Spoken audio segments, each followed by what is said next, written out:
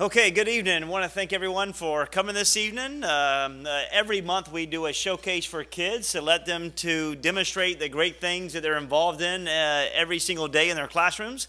And today we are fortunate enough to have, under the direction of Mr. Ben Jones, the director of music at Clay Hill Elementary School, is their chime choir. So this will be live this evening. This is the first time we're going live at 5:45 so that everyone can see this great interaction and for our kids to demonstrate their great work every single day. So under the directions of Mr. Johns, welcome, and this time is yours.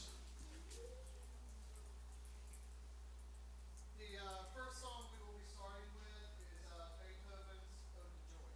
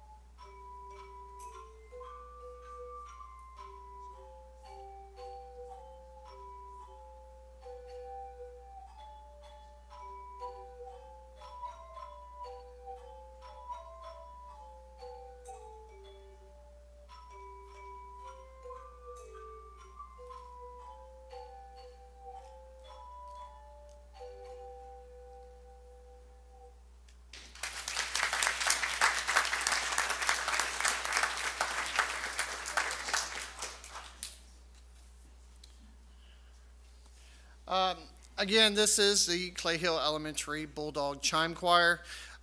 These boys and girls, I believe we're about 20 in all, which is the largest chime choir I have had to date since we started probably about 6 years ago. We inherited some, when I first started teaching at Clay Hill Elementary, there was no music program. And I was lucky enough to inherit some chimes from a school that was going from K to 8 to just 6th through 8th grade. So I got the chime choir, or the chimes that they had. And when I saw them and was able to get them, I jumped for joy because during my internship, I interned with a great man who had a chime choir that had played at national conventions, at Florida conventions, and was just a phenomenal director. So I was happy to be able to take that and be able to share that with our kids at Clay Hill Elementary.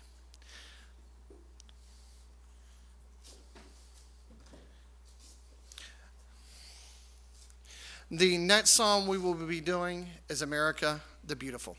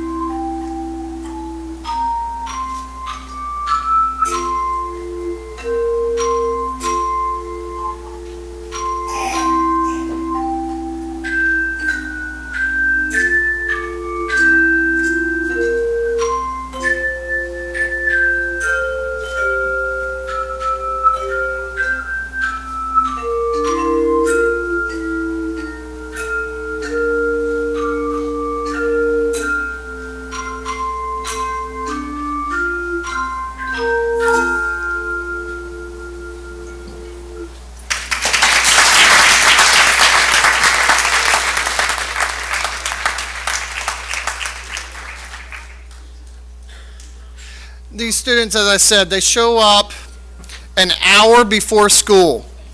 every Tuesday and Wednesday morning in order to rehearse. They make the commitment, the parents make the commitment to get them before school early in the morning, very early in the morning. And some of them are wide awake, and some of them get sent with coffee.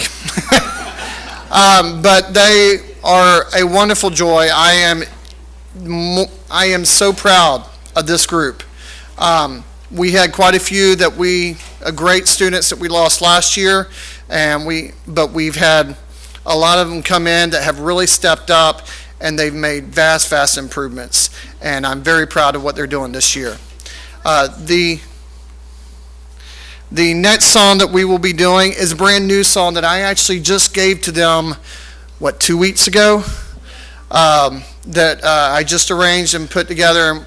This is My Country, 'Tis of Thee.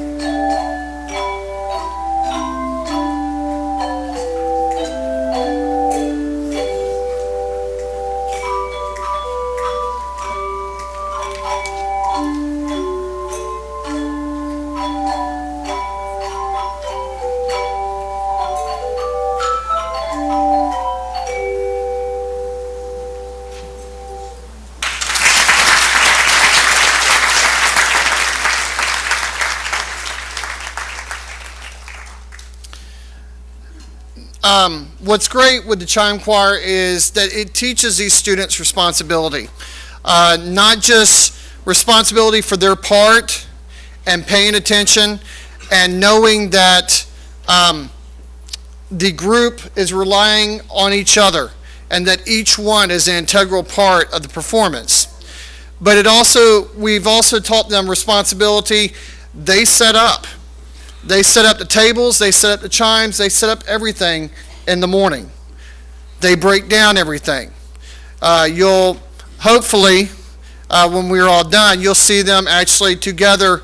They will work and we will get everything out when we're all done. They learn to work together with each other, pulling together as a team in order to perform as one. And so, again, this will be our last song. And just to kind of get you started in the holiday mood, we have for you Green Sleeves.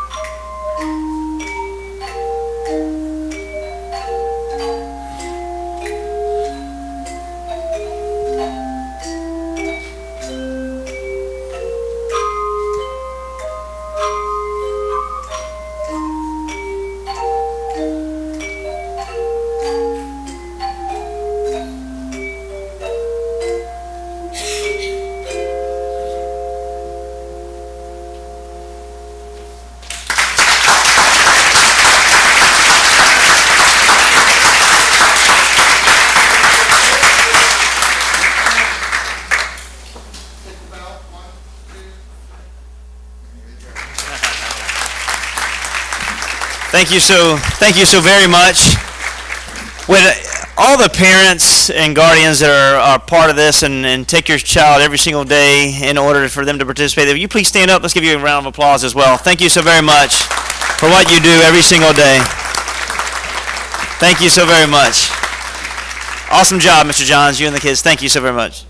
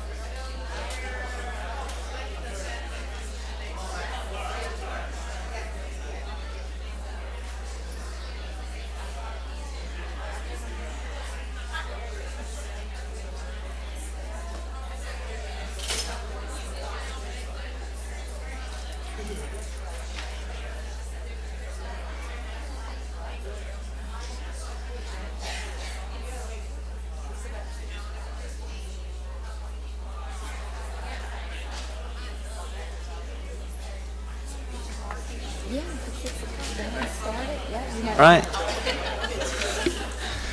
Okay, we're going to get started. I will call to order the organizational meeting of the School Board of Clay County, Florida, the second day of November 2017.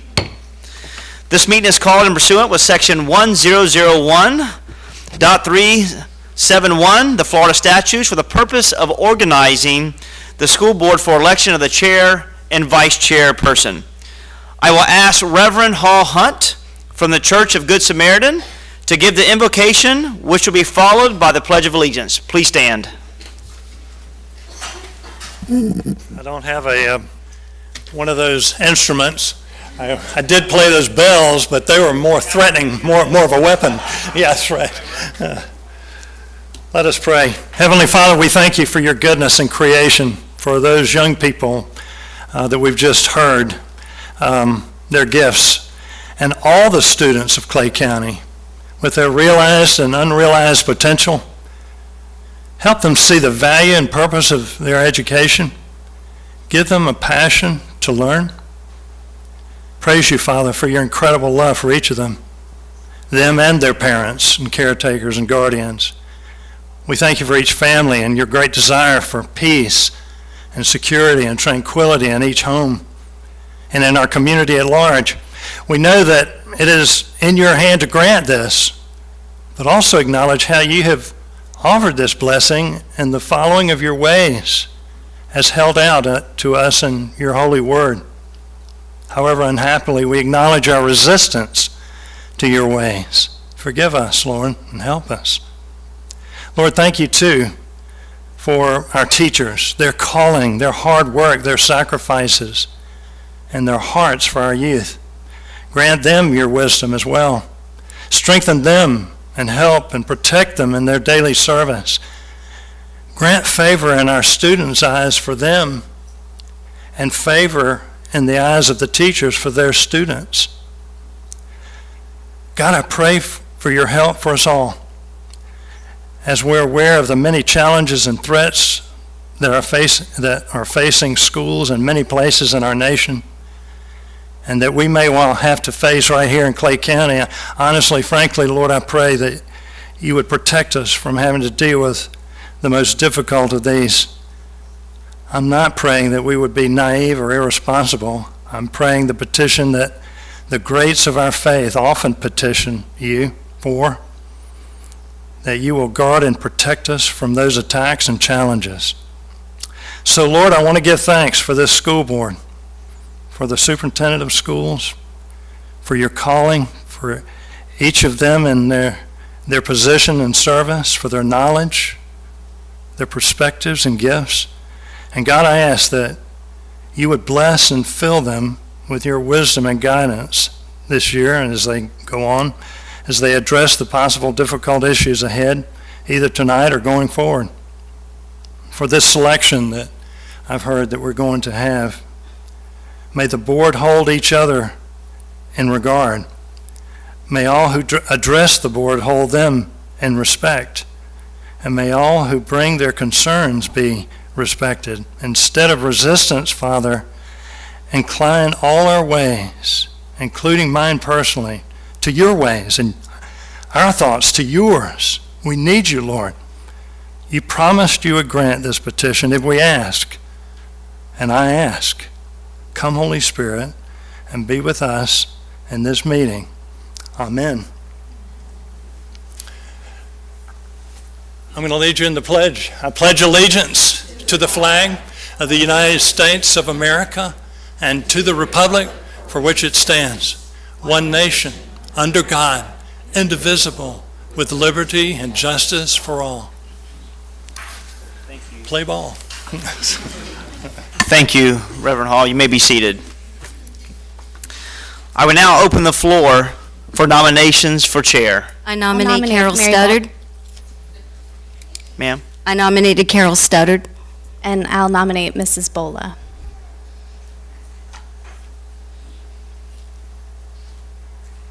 So one nominee, we have Carol Studdard, has been nominated for chair. Are there any other nominations? Second nomination was Mrs. Bola. Mary Bola.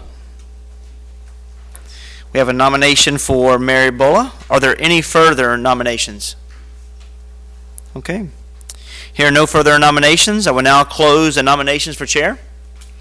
All those in favor for Carol Studdard signify by saying aye. Aye.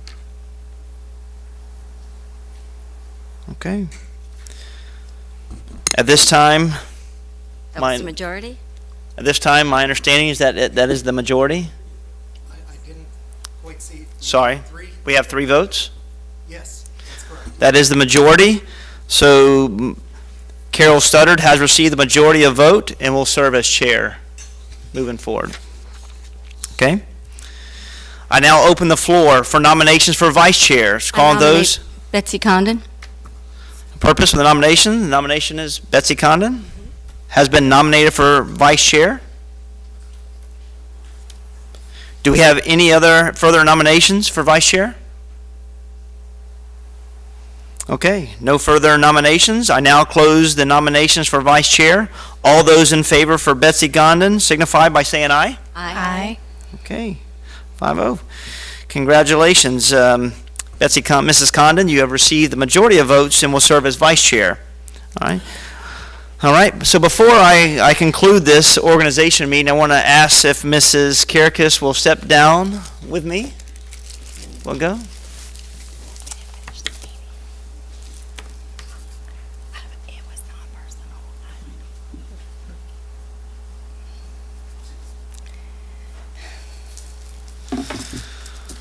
Okay, Ms. Karakis. So I will tell you, I came in November, and I be honest, I was open, and I'm always reflective. I was a rookie superintendent.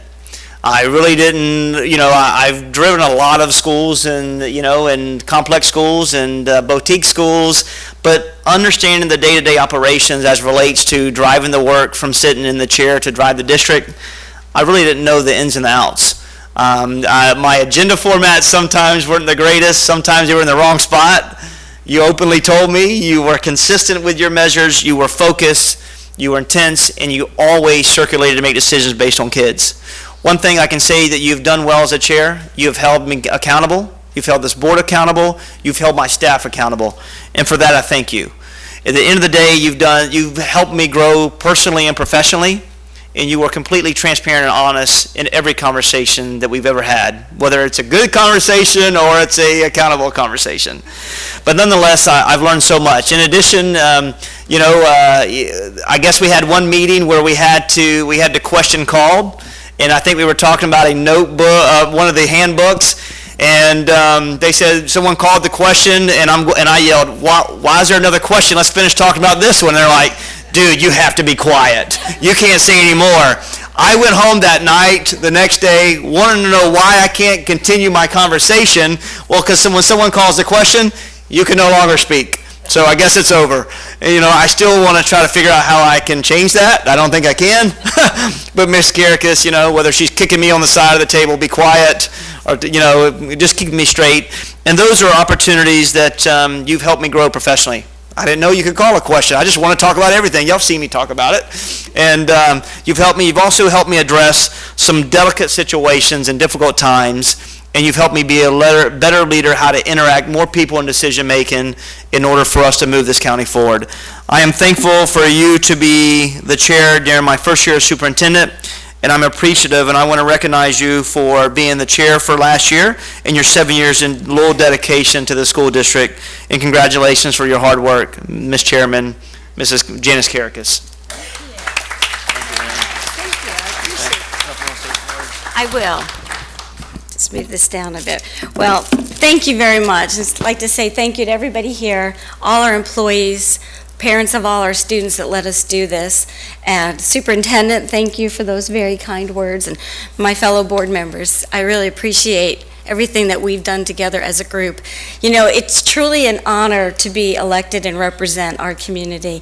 And I don't mean that to sound campaigny, it's the truth, and I take it to heart. And serving as your chair was a true privilege to me. It took me 6 years to get there, and I feel that whether you're chair or a board member, we can all be very effective.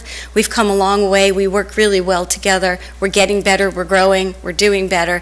And I know that this board is going to bring us back into the top 10 in the state of Florida. So I just want to say thank you. Thank you, Mr. Superintendent, and all our staff. I appreciate it. Thank you. All right, thank you, ma'am. Good job.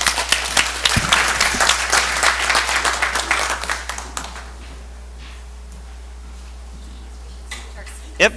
So this concludes the organizational portion of this meeting. I now turn, Superintendent. we need to switch seats, sorry. We didn't do the date and time. Ooh, I think that I was going to hand that to the Oh, chair, were but you? if you want me to do it, I can keep rolling. It was on this agenda. All righty, I'll keep going. All right. All right, so the next item of the organizational board meeting is to establish dates and times for the schedule of the regular schedule school board meetings for the upcoming year. Please note that this, I don't need to read this part. So, at this time, any board members for seeking to push for approval for identification of dates? I would move that we keep them at the same date and time with the exception of the July 4th holiday and move that to Thursday, June 28th, and all meetings to be held at this location at 6 p.m. I'll Second that. Okay, so we have a second. So all those in favor signify by saying aye. Aye. All those opposed, no? Okay, that passes 5-0. Motion carries. All right, this adjourns the organizational part. We're going to switch some seats, and I'm going to transition this gavel back, so thank you. All right. Congratulations. Ms. Stutter? Congratulations, Ms. Condon. I will move your name tags.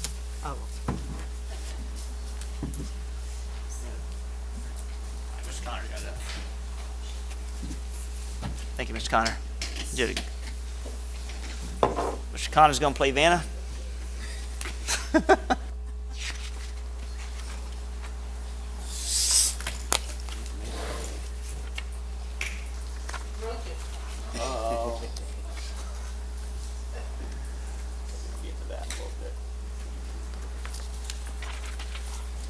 I think y'all know who we are, so. I'm just trying to get straightened here. All right, look here.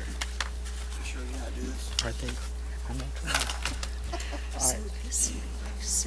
Give me just a minute, ladies. We've got to get.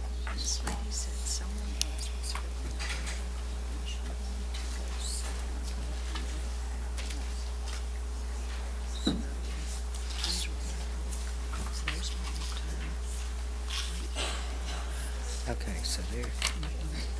This one too? What you think?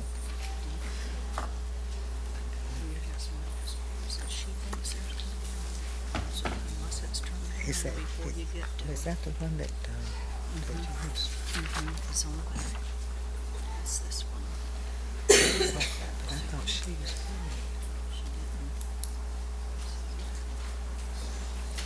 So do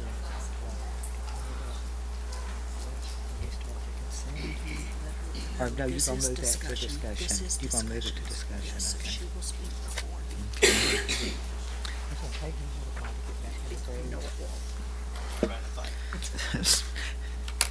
He said it's like riding a bike. It'll come back to me. It's always a little bit different, though. All right. I got to sign in. Just.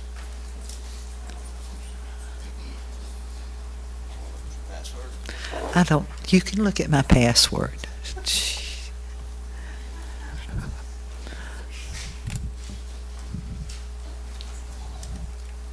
While we're waiting, I'd like to acknowledge that Chris is back from his service with the National Guard. Thank you. Thank you, Chris.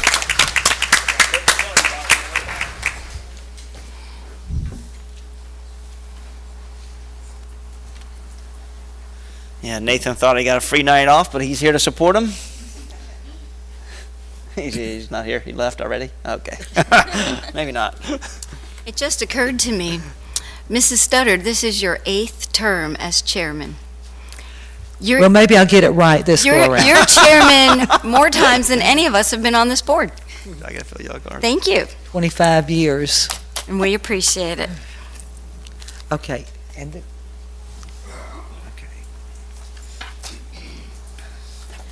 I've just got to get organized here. Let's see what's going on here. Give you some more space. I'm good.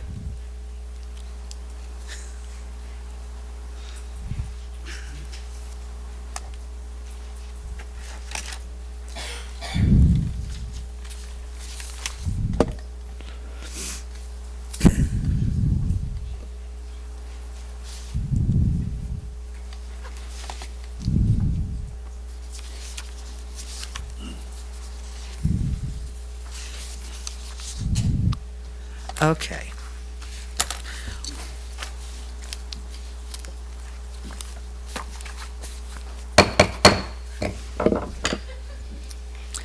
I'd like to call to order, you called to order the organization meeting. This is a different meeting. This is your meeting, yes, Okay. ma'am. I'll behave. I'm sitting over here. Could you hear that? You did a great job. Good, okay. I'd like to call the regular meeting of November 2nd, 2017 of the Clay County School Board to order. Welcome, citizens of Clay County. I want to take this opportunity to thank you for taking the time out of your busy schedule to attend tonight's school board meeting. This meeting is our opportunity as your elected representatives to collaborate openly and make decisions that will decide the future direction of our public schools and the education of our children here in Clay County. If you wish to address the board, there will be an opportunity to speak for 3 minutes. Please fill out a card, which you will find located in the back of the room, and indicate the specific agenda item number or topic you wish to speak about, and turn it in promptly. No additional cards will be accepted once the board moves to the public comment section under presentations from the audience. Your participation is welcomed and appreciated. So, first on the agenda is the recognition and awards.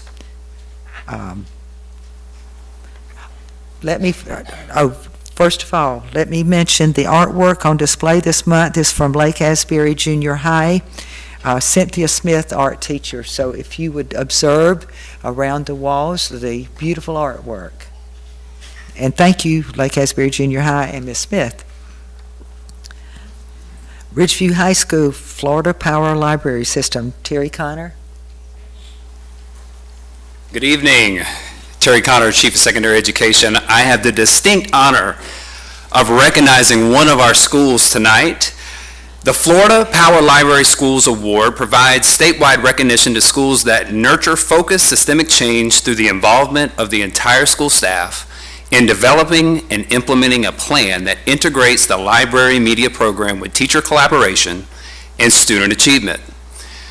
The competitive application process is designed to identify school library media programs throughout the state that meet the outstanding criteria outlined in its evaluation rubric, and they are evaluated on 6 categories: instruction, curriculum assessment support, resource management, program administration, environment, and advocacy. Tonight, I'm glad to say that one of our Clay County high schools has achieved such a distinction. So I would like for Ridgeview High School Principal Deborah Segreto, Media Specialist Julie Miller, and Media Specialist Darlene Goodyear to please come up and receive your certificates. And we want to thank you for really going out of your way to bring a spotlight to Clay County by achieving this wonderful award.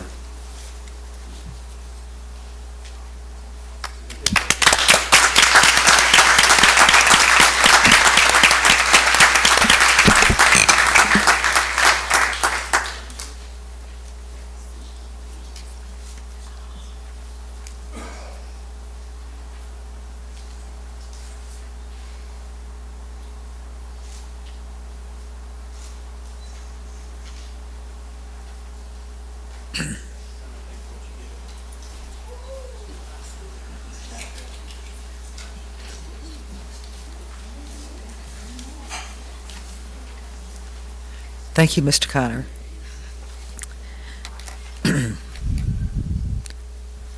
Under presenters, Orange Park Medical Center Partnership Agreement, I'll turn this over to Superintendent Davis. Yes, ma'am, and through the chair, we have had a partnership with the Orange Park Medical Center for a couple of years. And I will tell you, it's been an awesome partnership under the direction of, and if you'll just wave when I call your name, Mr. Chad Patrick, CEO. Let's give him a round of applause. Awesome room. And also Mrs. Andrea Hepburn as well. Thank you so very much. And I know I don't see Carrie here. Is Carrie here? Not here. She's not here, but we get Carrie, Mrs. Turansky as well, some love as well. But overview, you know, for this is where Orange Park Medical Center, the partnership has been so great.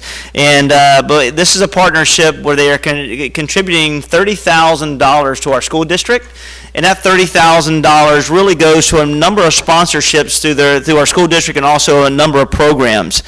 This partnership has done great work with creating opportunities for events, promoting our community partnership, through looking at Math Field Day, for looking at supporting our Rotary Science and Engineering Fair, to look at our chorus concerts. They support our art shows, summer programming, STEM robotics, and they support 10 programs within our school district. They provide field trips to our second graders so they can go to the hospital and be involved in the teddy bear, I think it's a teddy bear clinic as well. There we go.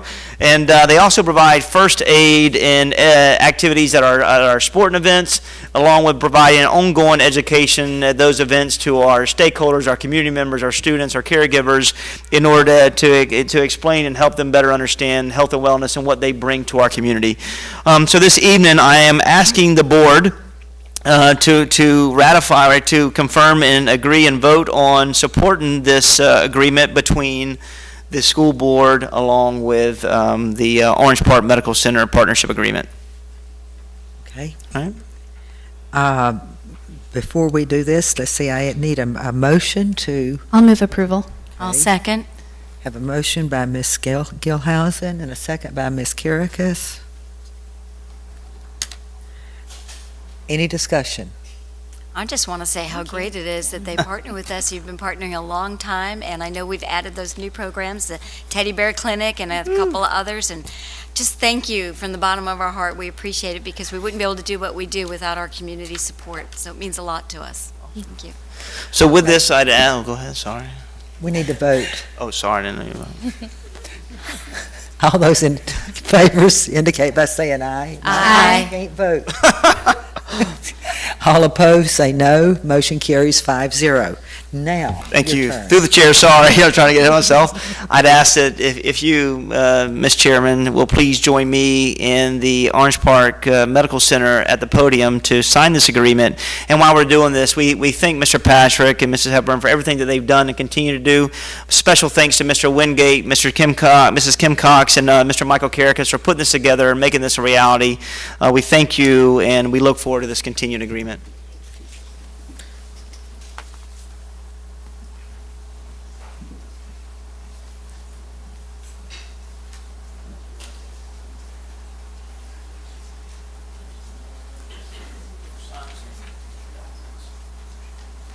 I think Chad may have already signed. Uh-oh. Chad's already signed. I'm gonna sign. I'm gonna sign. I don't know if you wanna. Yeah. That's awesome job. Good job. So, I think we got to sign twice. Yes, we got. Right here.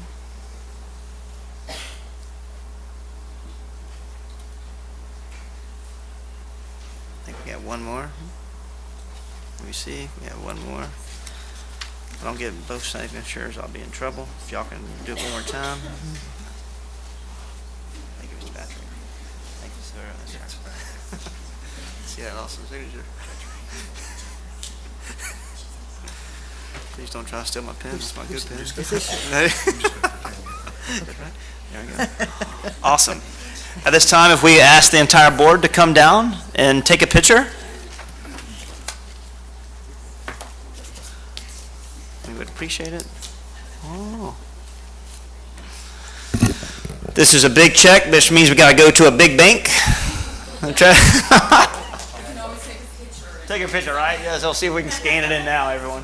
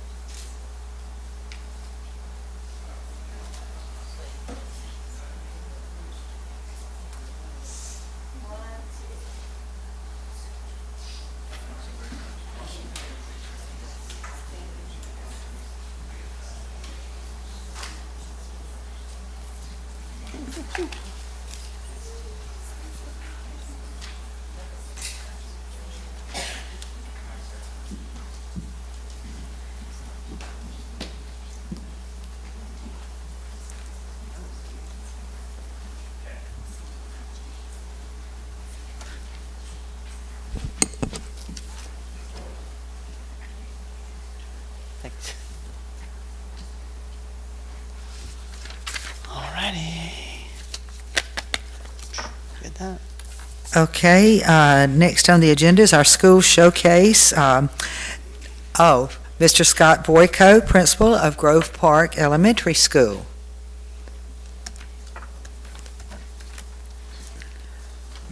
Ms. Studdard, I heard an O there, right at the front. You recognize me? Was that a good O or a bad O? Good O or bad O? Always a good O. What is he A good talking one, about? right? Oh, Oh, it's a good O, Mr. Good O. Voico. It's a good O, right? I was thinking. Through the chair. You might be in this presentation, Ms. Studdard, so it's kind of like a Where's Waldo if you can find you in this presentation. Oh, I hope so. If you've got, this is where Miss Caracas and I mentor, so I hope I'm in there. Superintendent Davis, School Board, thank you for allowing me to showcase our school. I'm Scott Voick, I'm the principal of Grove Park Elementary School, and this is my 4th year at Grove Park. And there you are, Ms. Studdard. Tell you a little bit about Grove Park Elementary. We serve 475 students, actually 480 as of this morning. Students in kindergarten through 6th grade. We're a direct certified school with approximately 85% free and reduced lunch rate. And we have an exceptional community support from the town of Orange Park and from the Orange Park Rotary Clubs, which Ms. Caracas and Ms. Studdard are involved in. We have about 50 mentors that come from those 3 organizations that mentor students at our school. To tell you a little bit about our out-of-this-world strengths, if you can't tell, our theme this year is out of this world. I would say our greatest strength, if you walk the classrooms with us, would be our school culture. And it wasn't just a couple of years ago where Grove Park Elementary actually had the most referrals of any elementary school in the county. Had 450, I remember, in my first year. This year, we're on track to have less than 160 referrals. And I don't want to judge us just based on having less referrals, but what has been going great is not only, of course, our wonderful, caring, and hardworking staff, but it's also our PBIS program, which is Growing Great Gators. It's the G3 way, and we ask students to be respectful, be responsible, and be safe in everything that they do at school. And they have a recognition ticket every time they get caught doing that move, and this is what I really want to highlight. To date, we have 45 referrals or so, but G3 tickets we've given out, as of today, over 18,500 G3 tickets to our 475 students. And so just a testament of us recognizing and being proactive in recognizing the behaviors we want to see. Academically, our strength is in our math and our English language arts learning gains last year. We grew in both areas by 8 points, and in both of those areas categorically, we scored as a B school, and in the reading learning gains, we were 2 points from an A school if you just look at reading learning gains. So we have some great learning going on at our school, and that's our big highlight on the academic side. We also have some great accomplishments. I say we were the first to be out of this world in several areas. I remember several years ago, we were really seeking an alternative intervention program. I kind of refer to us sometimes as trailblazers in this, or in a lot of the things where we were the first to do. But we were looking for an alternative intervention program as we had a lot of our students reading below grade level, multiple years below grade level. And I remember seeking out an intervention program, and that's where I met Dr. Stallman when she was retired from Duval. Did not realize she would end up being my evaluator just a few months later. But I met with Dr. Stallman, a phenomenal principal with a great reputation in Duval County, and she talked to us about getting a new intervention program. We ended up purchasing that program, implement it, and now today we're a model school for that intervention program, as it has been adopted in all 26 elementary schools. We were also the first school to abandon Apple and adopt Chromebooks, which I'm very proud of. I don't know if everybody's proud of that, but I'm very proud of it, and getting Chromebooks on our campus. We were the first to go 1-to-1 K-6. We were one of the first to adopt our new math curriculum, Eureka, in all grades K-6. And then we were the first to ensure that all K-5 students receive small group instruction every day in reading and math. And that's not us telling, hey, we need every student to get small group. That's a system and a structure in place to make sure and ensure that every student has 30 minutes of reading and math small group instruction. And then to highlight on that, this is actually an image from last month's school board presentation that Mr. Davis pointed out. This is just a model that you would see in every K-5 classroom on our campus. What you'd see is in this case, there's two reading groups going on, one on the far left, or you can kind of see me in the corner, and one way on the right that's out of the picture. And then our other students are getting their differentiated instruction using iReady on Chromebooks. And so we're able to hit kids small group at their level, and then we also get them again on their computer time. And this is just a model that you would see at any point, any minute of our day in kindergarten through 5th grade. We do have growth opportunities. Although we were highly effective in reading and math on our VAM, we have been a C school. And that's not something I'm overly proud of, and I think we are on the verge of a breakthrough. As I mentioned earlier, I have the pleasure of working with just one of the most hardest working, caring staff that a principal could be blessed with. And it's my job to lead us through, and I have the feeling, as our staff does, that we are just on the verge of a breakthrough as you walk through the classrooms of our school.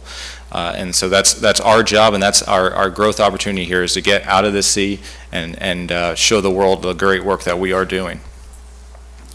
One of our big areas we're working on and with our coaches is making sure that we cite text evidence in the way we speak, the way we read, the way our kids discuss at every part of the day in our English language arts, our social studies and science classrooms. What you see here is this is another new program, Achieve 3000 here at our school, and that's Kelly Rada for our reading coach working with our 4th grade teacher Courtney Burkholz through an Achieve 3000 lesson where they had established an essential question of should commercial airline jets carry weather sensors? And so they were writing an informative essay on why it would be a good idea for commercial airlines to do that. And so Ms. Rodover here was guiding students through this Achieve 3000 article and through a response to text where students had to cite evidence to support their reasons of why this would be a good idea to do and to put these on commercial airlines.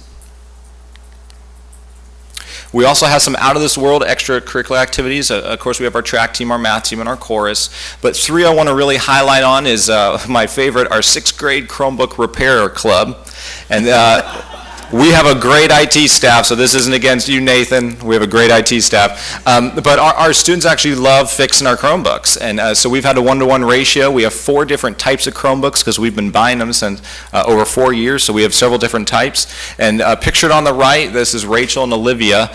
They will do screen repair. They'll change out screens, they change out batteries, and they replace keys. When kids flick off the keys, they'll replace the keys too for you. So that is our 6th grade Chromebook Repair Club right there, and they do a great job, and we keep the issues from getting to issue track. We have our Gator Girls Club. That's a female empowerment club for our 5th and our 6th grade girls. And then last but not least, one of my favorite clubs is our photography club, and that's for 6th graders. And you can actually come into our school now at any point in time, and you will see their photography, their photos of our school and multiple areas of our school. They're framed. We have now taken the glass out of the frames. We've learned our lesson. They've been falling off the wall and smashing. So you will see frames on the wall with these our photography, and any guest is welcome to take one. And so it's just a little way to remember Grove Park when you come and visit. So at any point in time, you'll see in our front office our photography club and pictures they've taken of our campus, their work. It is all framed and ready to go, just missing the glass, so make sure you get the glass in the front office. And it's just a way to remember Grove Park. So that's for any guest that enters our school. I thank you again for allowing me to showcase our school, and hope you have a wonderful meeting. Thank you. Good job. Through the chair, Scott, I will tell you this, actually, excellent job tonight, and I think it's a fabulous idea for kids to be engaged to problem solve with the repairs of IT. All principals out there watching this, that's awesome. At the end of the day, I will tell you from last year to this year, I do see tremendous growth. So keep doing hard work, continue to celebrate your teachers, and thank you for your focus. Thank you. Thank you, Mr. Boyko. Scheduled citizens' requests, there are none. This is the last call for cards. If anyone wants to turn in a card under public comments. Okay, we will proceed. Presentations from the audience.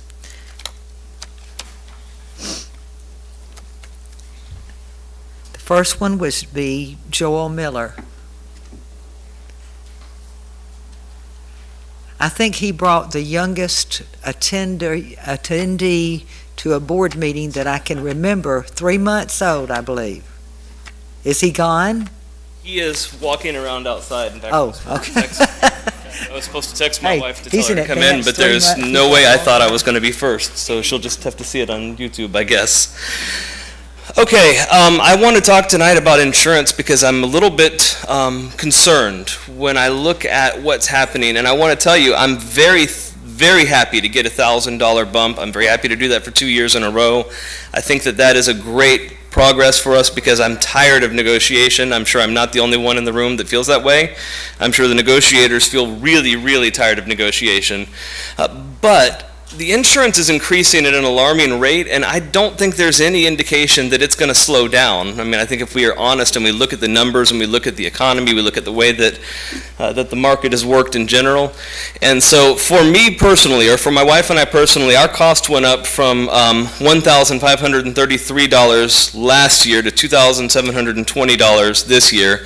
So it raised by about $1,187. For the average person that's just a teacher, it raised by about $600. That cannibalizes a lot of the pay increase. When we talk about a $1,000 pay increase, insurance has eaten that alive. And since I actually am a dinosaur that can remember before the time that the state of Florida decided that 3% of all of our checks had to be sent off for our retirement, I've run some numbers on it, and I'm making about just a little bit less than I was making 7-8 years ago.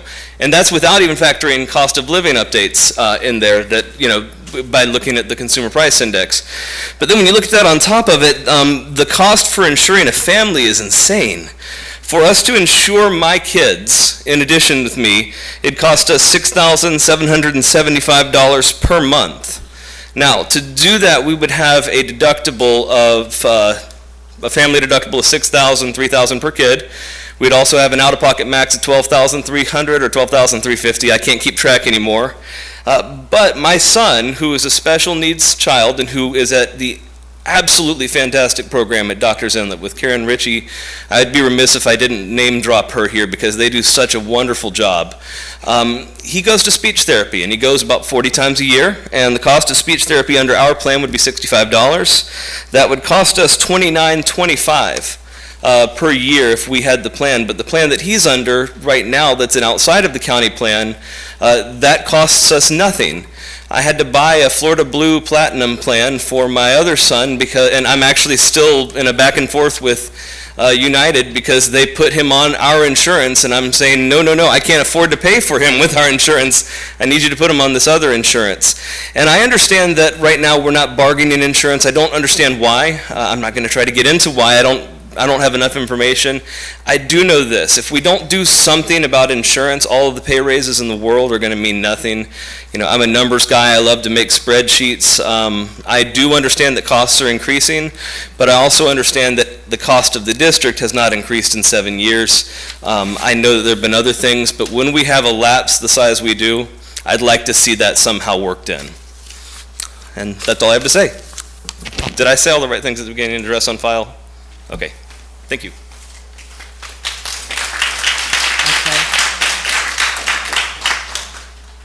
The next speaker is Jennifer Burkhart.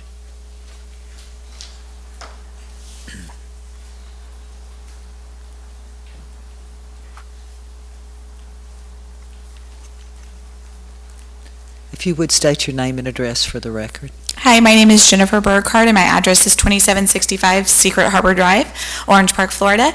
I also wanted to speak about insurance. I think I can't say it any better than the gentleman who just went before me. But my husband and I, we are both teachers in Clay County, so we don't really have an option of choosing any other insurance. Insurance is just astronomical in cost when you go outside of your employer. However, with our condition, it's astronomical even with our employer. So we have to do a family plan. We have have 2 kids. We looked at doing it through the state, and it was pretty much just as bad.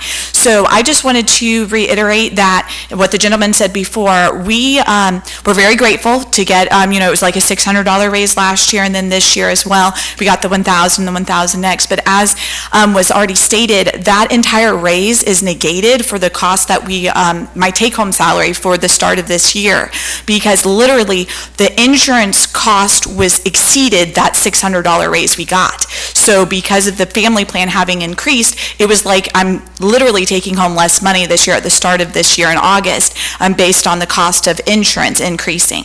So as a result, it's negated. So we really need to address the insurance. Now I'm going to kind of flip sides as well, because it's just a fact. We need to hopefully get some assistance with the insurance. I also wanted to address curriculum maps. I'm an inclusion English teacher. I have over 80 students. I have learning disabled students. I have hearing impaired students. I have language impaired students. I have speech impaired students. I have emotional behavioral disability students. I have students, about 70% of my students are level 1 and 2s. I have several autistic students, or ones that are classified as ASD on the autism spectrum. So I have 2 of them that are level 5s that are reading at like 1370 level, Achieve 3000 levels, all in the same class. And now this year, 9th and 10th grade, which is what I teach, has been given a curriculum map, which is pretty much standardizing the curriculum across all of those grade levels across the entire county. So we're teaching the same stories, the same works at the same exact time all across it. Well, I've taught 10 years as an inclusion English teacher, and I can tell you that one way to get my students motivated is to encourage that the content I pick is appropriate, challenging, but also engaging. So for instance, in the 9th grade curriculum map, we started off with the I Have a Dream speech. That's amazing, absolutely should be taught. But to start with a group of students, who many of which are not reading on grade level, and forcing all of this nonfiction down their throat is not ideal at all. You need to start getting them engaged, especially my students, with at least fiction to start off, and then you can tie in and incorporate the nonfiction. I teach high-level works. I teach the Odyssey to my kids. I teach Romeo and Juliet to my kids. Yes, even level 1s can handle it if you have the appropriate scaffolding. But I also tie in engaging things to make them interested. And I felt like, frankly, that we're being somewhat tied down. And this isn't just inclusion, this is also regular. So thank you for your time. Thank you.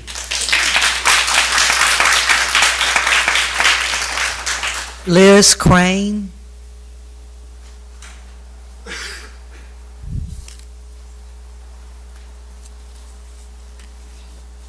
Can I ask a quick question?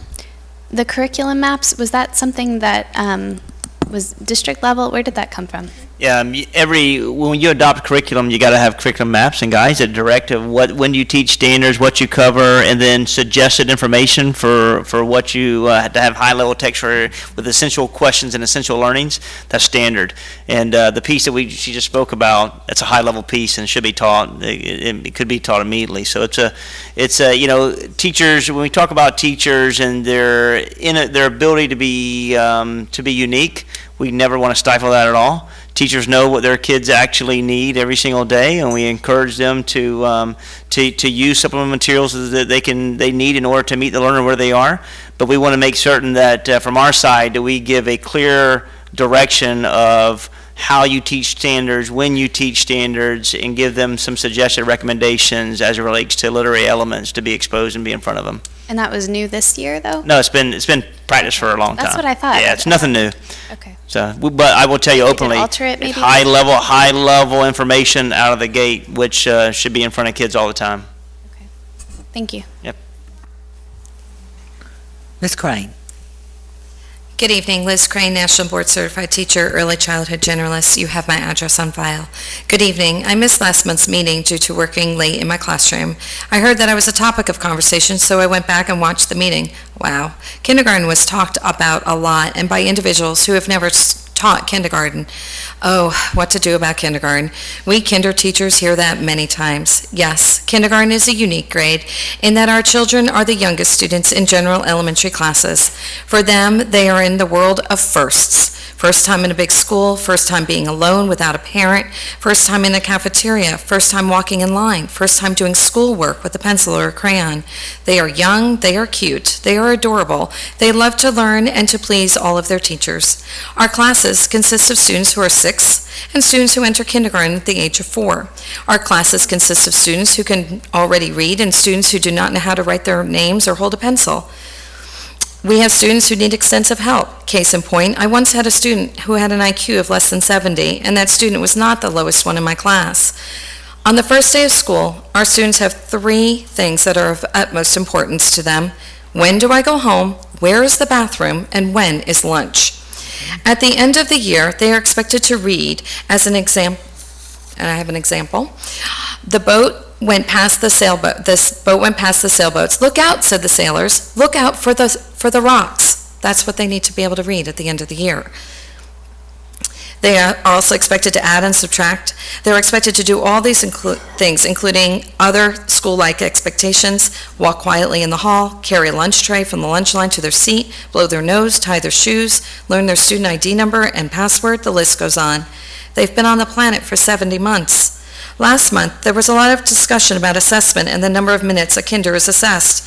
The first question needs to be asked is, what do you mean by assessment? If you mean pencils in hands and a class-wide assessment with a Scantron booklet, then our time spent on assessment would be very short. Kinder assessment is done one-on-one. We look at their letter and sound knowledge, sight words, numbers, counting, shapes. We also do running records on each student weekly. We assess their writing by conferencing. If a student is having particular problems, we tend to look at developmental type assessment. Can Joey stand on one foot? Can he hop? What does his self-portrait look like? I will tell you, if a student draws me a floating head, I know that there's going to be a problem later on.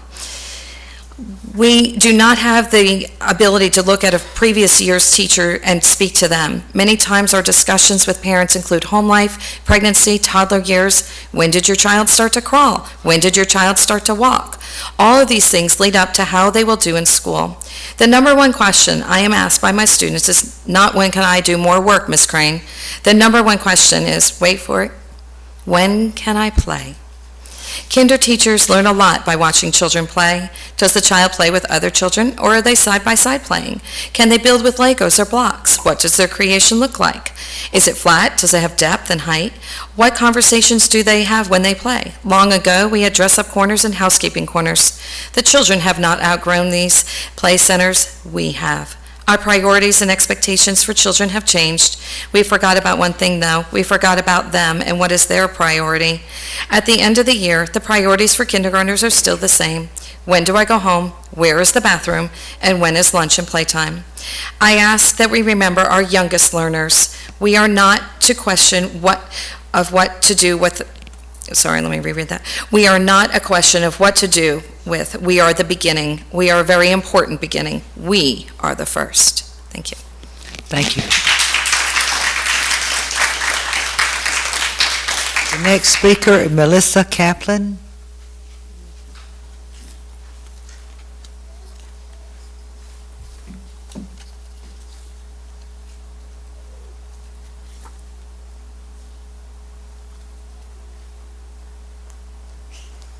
Good evening. My name is Melissa Kaplan and my address is on file. At the last insurance committee meeting, we heard that we are at a 104% loss ratio, which means that we paid out more in claims than we took in through premiums. Last year, we were able to obtain a 10% rate cap guarantee for 1 year.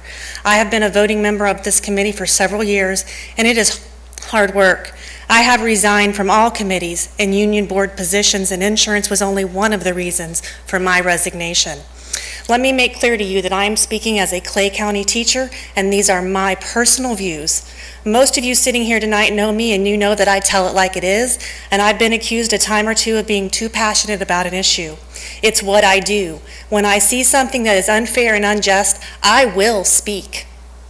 Questions lead to answers, so school board, I have a few questions, and I'm looking for answers from you.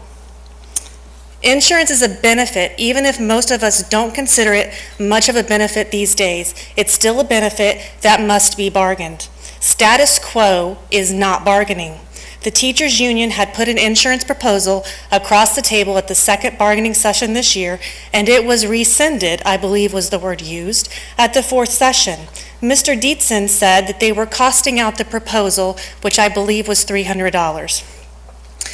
The union took back their proposal and said they would only bargain salary increases and would stay with current insurance contract language. When I asked why, I was told insurance doesn't affect everyone, but raises do.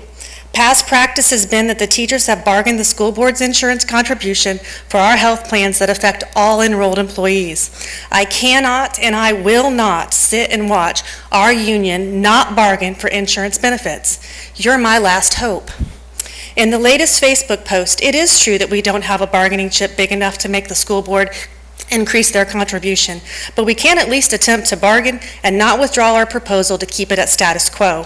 When I brought that up, that past practice has been that teachers have bargained the school board's insurance contribution for our health plans that affect all enrolled employees, this was met with a response of, they are not part of our bargaining unit.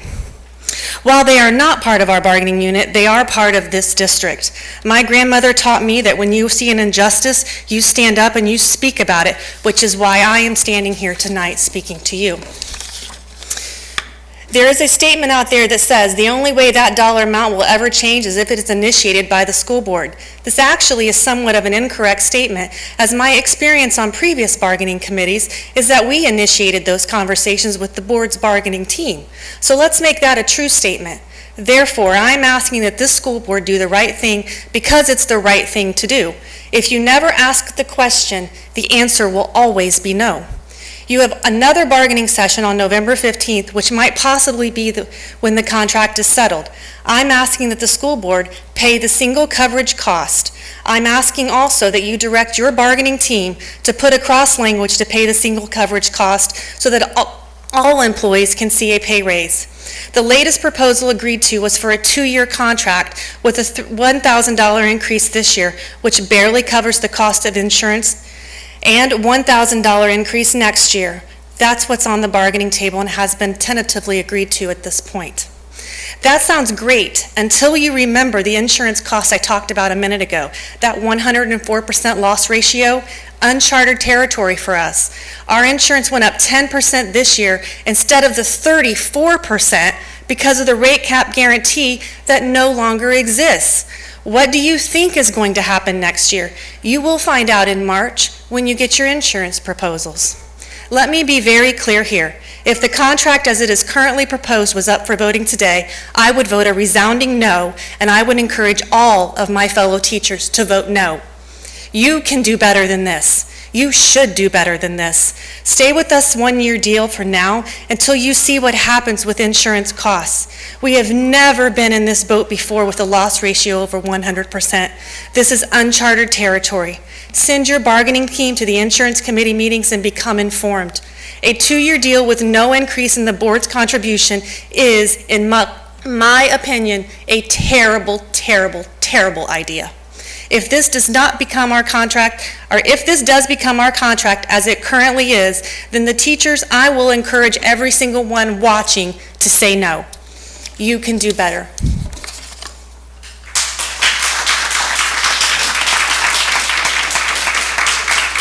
The next speaker is Stella, is it Nans? Yeah.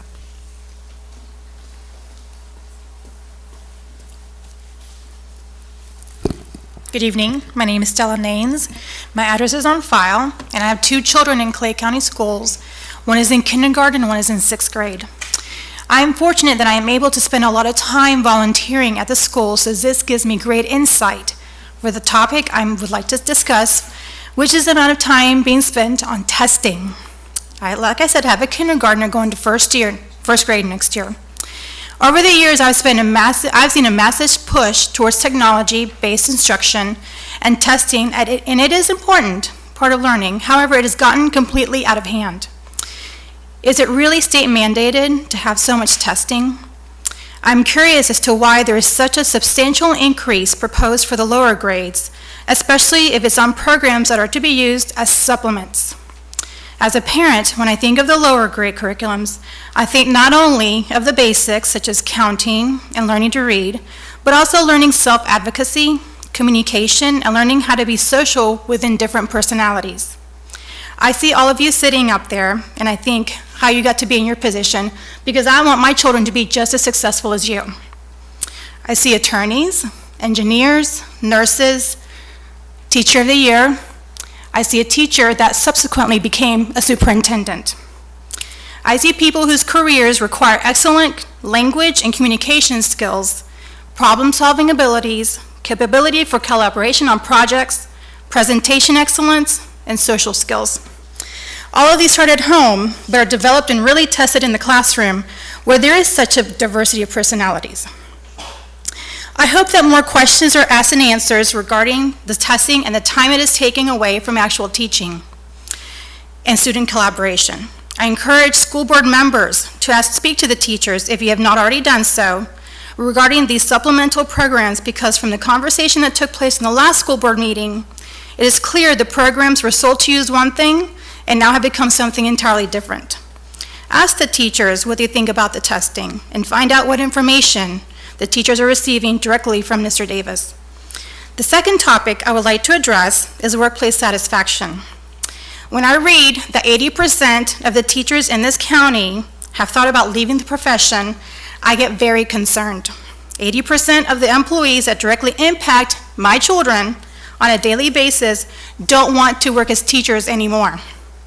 A mere 2% strongly agree that you, the superintendent of the school board, and the school board agree that a mere 2% strongly agree that you value their input, while a whopping 32% strongly disagree that you value their input. This is particularly personal to me because I worked for 20 years in a HR department for a multi-billion-dollar company that sells bath and body products. And the most important thing I learned is that people want to work for other people, not particularly the company that they work for. Thank you. Thank you. And the last card is Catherine Morrison.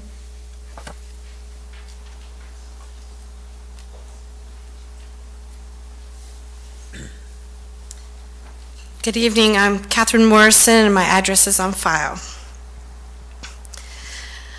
First, I want to say I am a 12-year veteran as a teacher in Clay County, but prior to that, I was a substitute for Clay County. And as a teacher, I am completely frustrated with our substitute system with Kelly Services. They are not reliable. As a teacher, I put in hours of time after I've already taught all day to plan for a sub and lay everything out so that anybody could come in. And I've had multiple times where the subs have come in and I said on my plans, open the book to page such and such, answer the questions. I come back and the sub was there because it was a half day. I was in a meeting, I wasn't even, or in a training, I wasn't even on a personal day. Come back and the sub goes, I didn't understand. I don't understand how you don't understand. Open the book, turn to page, whatever it was, and answer the questions. But anyway, Kelly Services, even if you get a sub 3 weeks prior to you taking off, the day of, they're gone. Boom, no sub. Now, not only have I stressed about leaving my children behind, but now I've gone, oh my God, who's going to take my class? Why did I spend 7 hours planning for a 6.5-hour day and no sub? Before, when I was a sub, the principals or the principal secretary called and set up subs. I was set. I worked almost every single day of the week at multiple schools in the county. And I was on a special call list because I was reliable. Kelly subs are not reliable. They take a job, they throw it away. They cancel it. Teachers stress enough as it is to get ready for the subs, whether it's a personal day or whether it's a professional activity, whether we have to go to a training or we have to go to a meeting or we have to whatever, go to wherever. And it shouldn't be, we don't need that extra stress. We need to take back, this county needs to take back the responsibility of the subs. The principals used to evaluate the subs. I had to go in and speak to the principals at every school that I subbed for, and each one of them evaluated me. Our principals don't do that anymore. If we don't like a sub, we have to call Kelly Services and say, hey, don't send that sub again. And it's not fair. Teachers don't have enough time to keep calling and keep plugging in. And why are they notifying us that their sub has canceled? Why aren't they notifying the front office? And then we're stuck. I'm in Orlando in a meeting, and I get a call from my team and said, they're going to split your class. I'm like, what? I had a sub. That's not fair. Take it back. Be responsible, not only to the kids, but to the teachers. Madam Chair, may I speak? Excuse me? May I speak, Madam Chair? Yes. Mr. Davis, I'd like to ask you to look into this for Kelly Services. I know the first year we had him, you were not our superintendent here. Yes, We ma'am. had lots of complaints and lots of problems, and it seemed like things had settled down, and, but I know prior to them, exactly what Ms. Morrison said.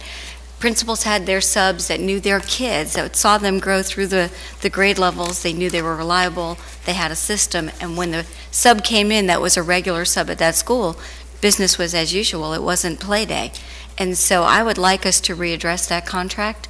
And I also find it offensive that they're advertising for the Clay County Public Schools. Yes, ma'am. We're not the Clay County Public Schools. We're the Clay County School ma'am. District. Yes, ma'am. So they're not even using the correct name. So I Okay. would like that to come back to us. I agree, Ms. Karakis, that this needs to be looked at. When we went with Kelly, and I honestly don't remember how many years ago it's been, does someone know right off the I top think of it was their head? 3 years ago. Three or four. It's been at least that or more. 4 years. But how many? 4. 4 years ago, okay. The reason that, as I recall, that we looked at going with Kelly was the insurance. And we didn't see another way to go about it, and I don't know about the rest of the board, but I've heard a lot of complaints about this service. I don't know if the insurance would still be an issue. The thing about the insurance is that you have to, any employee who works over 35 hours a week has to be offered insurance. So it's someone to track the subs, but We used to have a department that did that in-house. yeah, and I don't know if they're at risk of running where I shouldn't go, Mr. Daggett, you can wave to me, but I don't know if they're bargained, and therefore, if they are not, is there a way that we could just offer the insurance to all the subs, and they could just, if they want to buy it, they can buy it, but we wouldn't contribute, or I don't know if there's a way that we can look at that, and I know Mr. Broski's not here, I'm not going to put that on you. Yeah, let's don't tiptoe into an area that. Yeah, and I don't want to, I just am saying, I think it's. I think what I'm hearing from the board, would you like for Mr. Davis to do a little investigation, look into that and And come I back? would be curious, because I know that the requirement for insurance for people that work 35 hours came under the previous federal administration. So I don't know if under this current administration, if That's- there's a movement to change that, or if it's already been changed. I think that we need to look into that as well. I agree. The other side of this that occurs to me is, does apply for Mr. Daggett. If you could look at that contract for us, Madam Chair, if you could ask Mr. Daggett to look at that contract for us, because, because I was under the impression that there was a fulfillment percentage that they had to meet in that contract. And I'd be interested to know if they're meeting that, and if they're meeting it on a technicality. And I'd like for us to communicate to them our disservice, or our dissatisfaction with their service. And through the chair, I will do, and I wrote down tons of notes, so I will look at how many subs are we asking to cover per day. That goes to figuring out, the attendance issues that we may have. We have a number of teachers at professional learning. The number of positions that are average are being filled and not filled. I will look at what our accountability measures are to hold them accountable to meet their threshold and to meet and how often they are not. To look at any clauses within this contract through Mr. D'Agata. I will look at comparative, whether it's a causation for them not to come to us. Is it a pay issue? Is it are we competitive with surrounding counties? I look at the pros and cons for owning the subs as you did in the past, why we elected to move transition, and then look at transition that a teacher should be a second tier of being contacted when a sub's not there. The administration and the front office should be the first contact. So all these notes are taken. We'll follow up. And as long as we're talking, hearsay and gossip and phone calls you've received, I remember also getting phone calls that people who had been regular subs in they'll get one or two schools and they just sub there all the time, and the administration knows these people and they use them. But I did get I remember getting a phone call from one of these ladies and was told that they were bringing in unknown subs from the adjoining county, and that the regular subs were not being used. So I would like to know if there's any validity to that too. But then you want to bring it back to us? I'll do it on follow-up. Okay. Could I add something as well, Sure. please? Certainly. When we went with Kelly Services 4 years ago, I used to be a sub also before I became a teacher, and it was an excellent experience to become a teacher. Not only did we have difficulty finding subs, but they also, the people who had been our substitutes, those that we could go to the principal secretary or the office manager and say, I need a sub, I would like even so-and-so. I mean, we could specify. We lost a lot of our subs during that time. That's why a lot of our people weren't called, because they lowered the price. Yeah. They lowered the pay for our subs to meet the Kelly Services price. Our subs were being paid more Sure. than our adjoining counties, and fortunately, you can still request a person, If but available. it is much more difficult. And if I recall, the price of the contract with Kelly has gone up exponentially. So I think that's another thing we need to Look at that. look That's at. also due to long-term subs, Add that to which your were list. in a different. He's got a good list. I think we'll hear from him. But I will say it's I would echo what you said. It's embarrassing when your child comes home from school and has had a sub and said, I had a terrible sub today. You just feel like, because we vote on those things, and it's embarrassing. So it's not just teachers, which I totally respect, and I've heard from quite a few, but students as well, and that's not good. They'll sure come home and tell you. Madam Chair, may I say one more thing? Yes. We've heard a lot tonight about our health insurance, and I'm not going to say anything that's collective bargaining, because I don't think it should be bargained. I think as a board, we need to address this. So, Mr. Superintendent, I'd like to ask you if you could put together numbers for the board, and you may have brought them at one time in the past. Maybe you could send them to the board again to let us know what it would cost for us to cover more than what we are, because this is shameful that our employees can't And can't through make the, it. We have got to do something. And I say this through the chair, I understand, because I have the same insurance as for me, and my wife told me the other day that, we're going to go to Florida Blue. She works for Florida Blue, and I have that opportunity to do that, but teachers do not. And I agree something has to be done. I will get that information back to you, but it's all about a cost factor, and I will review additional information that I will get with Mr. D'Agata to speak to, and then I'll bring that back in my follow-up. I would appreciate that. Yes, ma'am. We've got to do something. It's sad. I mean, we can all remember the day when That's we a lot of covered money, the employee. Much money. Zero. And it's gotten out of whack over the last 5 crazy. years or so, and it needs to be addressed. Mr. Okay. Davis, can So your wife something get us a else. deal? Excuse me? Ma'am, I asked her, so through the chair, I asked her to come to the table and help us, because she works for Florida Blue. She so wants to. It's worth a try. If you think don't we should- ask, we won't get an need answer. We need to back Right. this. Thank Okay. you. He's getting a lot of homework over here, ladies. Okay. All righty, let's see. Adoption of consent agenda. There were no items pulled to discussion. Move approval. Second? Who made them? Ms. Condon and Bola. It's good to have this on the cheat sheet so I can write down who did it. Okay. Hey, we didn't used to have that. Miss Bush is good. She guides me right through this. Okay. So I'll entertain a motion. Yes, you have a motion from Ms. Condon, a second from Ms. Bola. All those in favor indicate by saying aye. Aye. Aye. All opposed say no. Motion carries 5-0.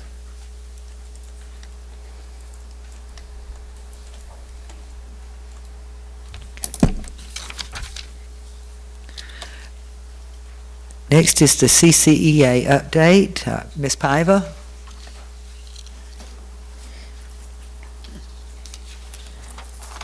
Good evening, Renly Paiva, President of CCEA. First of all, I want to say something about First Book. We put 40,000 books in the hands of kids in Clay County, and it wasn't enough. We need another 80,000 books. There's such a need, and if you had, I think you all went, so you all saw the line, completely overwhelmed on the response, and Mr. Davis and I are talking about bringing First Book, bringing some more books, and hopefully do First Book 40,000 books, and we'll have to pay for it this time because we won't have enough signatures in the short amount of time, and so we're looking at some dates maybe in May to be able to do that. So that was the first thing. It was a great experience. I think that we're the only county in Florida. There's 3 counties that have done this before. The other 2 counties have books left over, and we didn't have books left over, and it was absolutely stunning.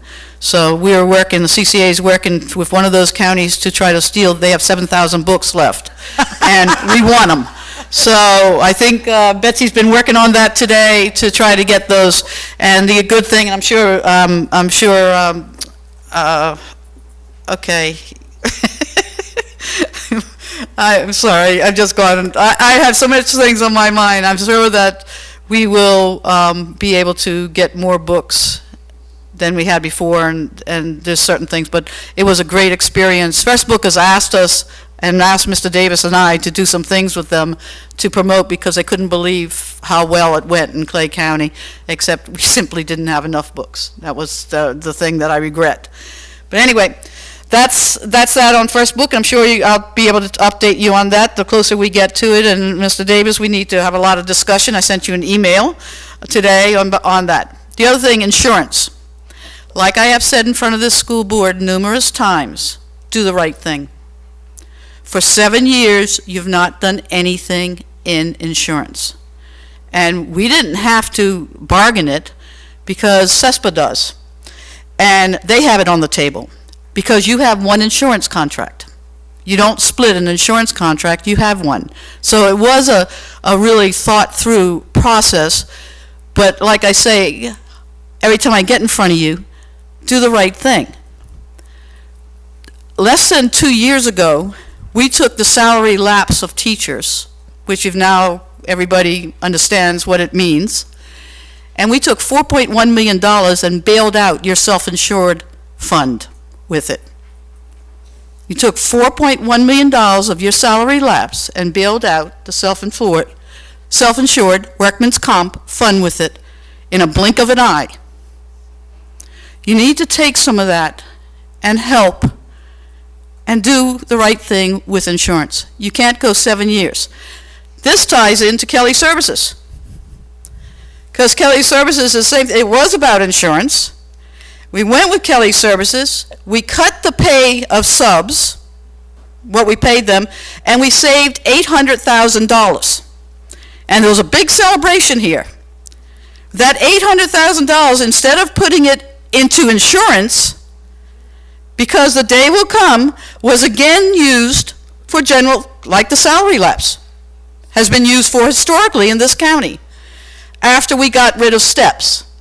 When you had steps, you didn't have to worry about salary lapse because steps was self-funding. So it was only after we decided we didn't have to give steps anymore that we had this salary lapse to even begin with. Now, Mr. Davis and Mr. Brodsky, I had brought up the sub situation with Mr. Brodsky for the last month. I wrote him 2 weeks ago And we met yesterday, Mr. Davis and I, and Mr. Broski, and we spent a great deal of time talking exactly about the sub situation and splitting of classes. We don't even have splitting of classes in our contract. It says if the sub doesn't show up, there is no sub, the principal will use any teacher. That means your coaches, your instructional staff, your curriculum specialists, and they become the sub. Because it is unfair to split classes and have a first grade class with 36 kids in it. You just then put them all in the cafeteria. Don't pretend you're teaching because you're not. And that's the situation. Insurance and the sub situation of this county has to be addressed. And all those teachers who spoke about the insurance situation, I agree 100% with. You, the onus is on you. Somewhere we have to find this money to be able to put money into the insurance, because look, Melissa's right. If we got a stop loss of 104% and we don't have in our contract they can only go up 10%, we're in dire straits. Thank you. Okay, next, CESPA update. Ms. Dixon?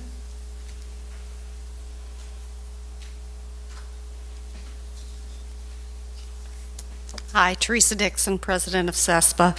I want so bad to talk about insurance and I can't. Oh. So I will just be glad that everybody said everything that I would have liked to have said. What I do want to talk about, though, I would like to address what Ms. Morrison brought up regarding Kelly Services. You know, I spent, as I had said before, 22 years as a teacher's assistant in the special needs classrooms. And as a special needs teacher's assistant, you see a lot of what goes on. And whenever the teacher that you work with is absent, you're there to kind of fill that role.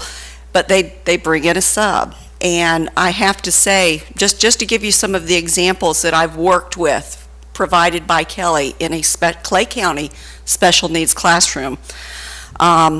I was in one class one time, well, actually across the hall from them, as they were expecting their Kelly sub to show up any minute. She was running a little bit late. She walked in the door, looked at our special needs students and said, "This is not what I signed up for," and left. Goodness. That's what you get.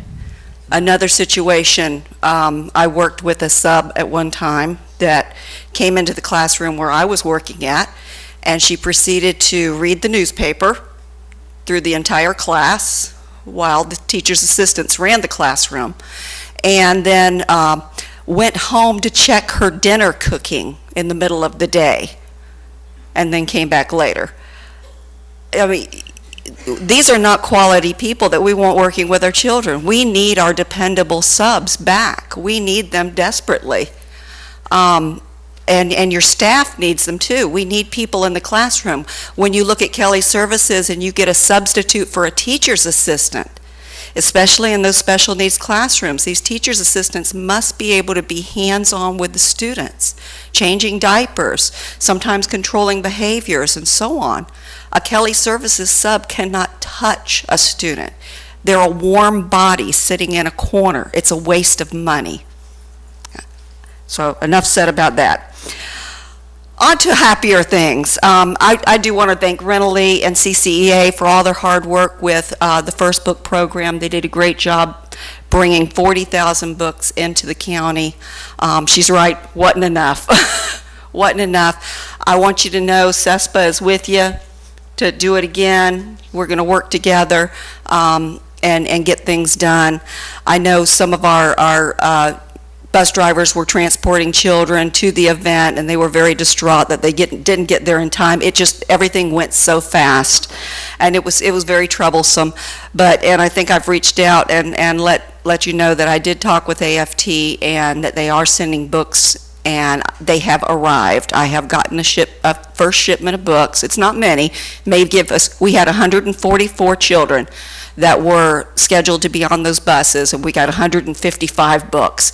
But we will make sure that a book gets in the hand of every one of those children who are being transported.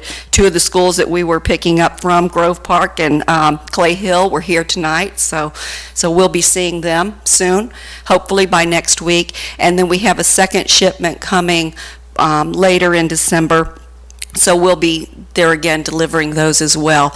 But our goal is to get at least one book in the hands of each one of those children as soon as possible. I also wanted to let you know that today we had a great meeting with PDAC, the Professional Development Advisory Council or Committee, I don't even know, the subcommittee which CESPA works with, and met with Ms. Mueller and had a very good conversation, identified and discussed several support professional development issues, and going to work together and get some answers, and just consistently building those relationships. I think it's really important. I thought it was a very productive meeting. And one other thing I wanted to mention, I just came back from FEA Delegate Assembly in Orlando last week, and one of the topics of discussion was bus driver shortages at the FEA Delegate Assembly. And I was very pleased, and my transportation department is also very pleased, that FEA has decided to adopt this as one of their new business items, addressing the need of the bus driver shortage, what's going on, identifying what the problem is, and developing some resources and some ways that we can work towards, first of all, recognizing the problem. It is a statewide problem, and trying to develop methods to improve the situation. So that's just an example of how your union is working together with your districts, recognizing and solving problems together, and I think we can do that. I think that's all I wanted to say, so thank you. Thank you. Next, we have the superintendent's update and presentation. Okay, so before I get started, I don't know if anyone wants to make a prediction about how many slides I have this evening. Ms. Paiva? 27 is always the number. Anybody on the board? No? You may be shocked this evening to have 0 slides. Should be clapping for that. I know average reading 20, 25. I don't want to give a presentation just to give a presentation. Each of you have been working hard. I've been working hard. My team has been working hard. This board has been working hard. So this month is about being thankful. So I would say that to be thankful for what you have, who you are, your family, your loved ones, and just know that you're in a good spot in Clay County. I'm in a great spot. I'm thankful to be the superintendent in Clay County. I learn every single day how magnificent that this environment is. I am in schools every day, and those leaders and teachers and principals know I try to celebrate and acknowledge the hard work that I see every single day through my social media, and I'm thankful to be here. I'm also thankful of Ms. Paiva and in your first book initiative. You brought 40,000 books to our school district. It went in 2 hours, but really you only have 39,999 because I had a procedure a couple days before and I couldn't do anything. So I was doing I had a box cutter that I had to cut books, and boxes open for teachers, and I cut the top of the book. So I came back this week, and I got a bill from CCEA. I'm asking the board for an expenditure for $9.99 for the book damage book, Let the Good Times Troll, and it is signed Mrs. Paiva El Presidente. It's got a card. Oh, that's so all this to say is thank you for your hard work. I will pay my fine because this is a book that one of the 444 kids on the bus received. I will make sure I'm going to take it home since I'm paying for it. All this to say thank you, Ms. Dixon, your legwork for getting this done, and Betsy as well. Thank you for your team, and this board was there supporting it, and I'm appreciative of it, and I'm thankful for y'all allowing me to continue to do great things in this county. And I'm appreciative. I say this because I won't see you all, each of you, as we transition to our break in a couple of weeks. So thank you for what you do. Thank you for believing in me, and know that we'll continue to evolve and get better in our processes. So thank you. It's my time. Thank you, Mr. Davis, and thank you. I'm telling you. Record time. Yeah. That will not happen next month. I'm just telling you, next month is game on. Oh, dear. Okay, now we'll go. Cannot delegate your time to another meeting. Hey, we'll get that 3-minute timer on him. Okay, the discussion agenda, D1, school-wide name suggestions. I will entertain a motion. I move we approve Discovery Oaks Elementary. And I'll second. Oh, we all second. There you go. We all love it. Okay, Ms. Condon made the motion, and I think everybody else seconded, so, I think it was Miss Gilhousen who was first. Ms. Gilhousen first, okay. Okay, any discussion? I just love it. I thought it was just as cute as. Okay, why don't you describe that and tell the audience so they'll know exactly what we're Is voting? it, can we put it Is- up is on it up the, on the screen? overhead? There were 3 to choose from. One was Discovery Oaks Elementary, And what's their mascot? an astronaut. Voyager. The Voyager. Voyager. Yeah, it's just wonderful. Then there was There Bear we Creek go. Elementary, The Cubs. which is a bit of a stretch. And then Canopy Oaks Elementary, which I thought Yeah, that was was also cute. very Cardinals. cute. I thought that was. But I really like the idea of, Mr. Davis was talking to us, and actually Dr. Stallman was talking about this, how this is going to be a STEM school and all the new and improved things that this school will have. All our other schools are going to be envious, and you're going to hear about it. But, and the location there, it just seems like it's a perfect fit. Yes, ma'am. So I was pleased that it was one of the choices. Yes, ma'am. Well, okay, there's no discussion about this. I think I am seeing smiles all the way down the board here. All those in favor indicate by saying aye. Aye. Awesome. All those opposed say no.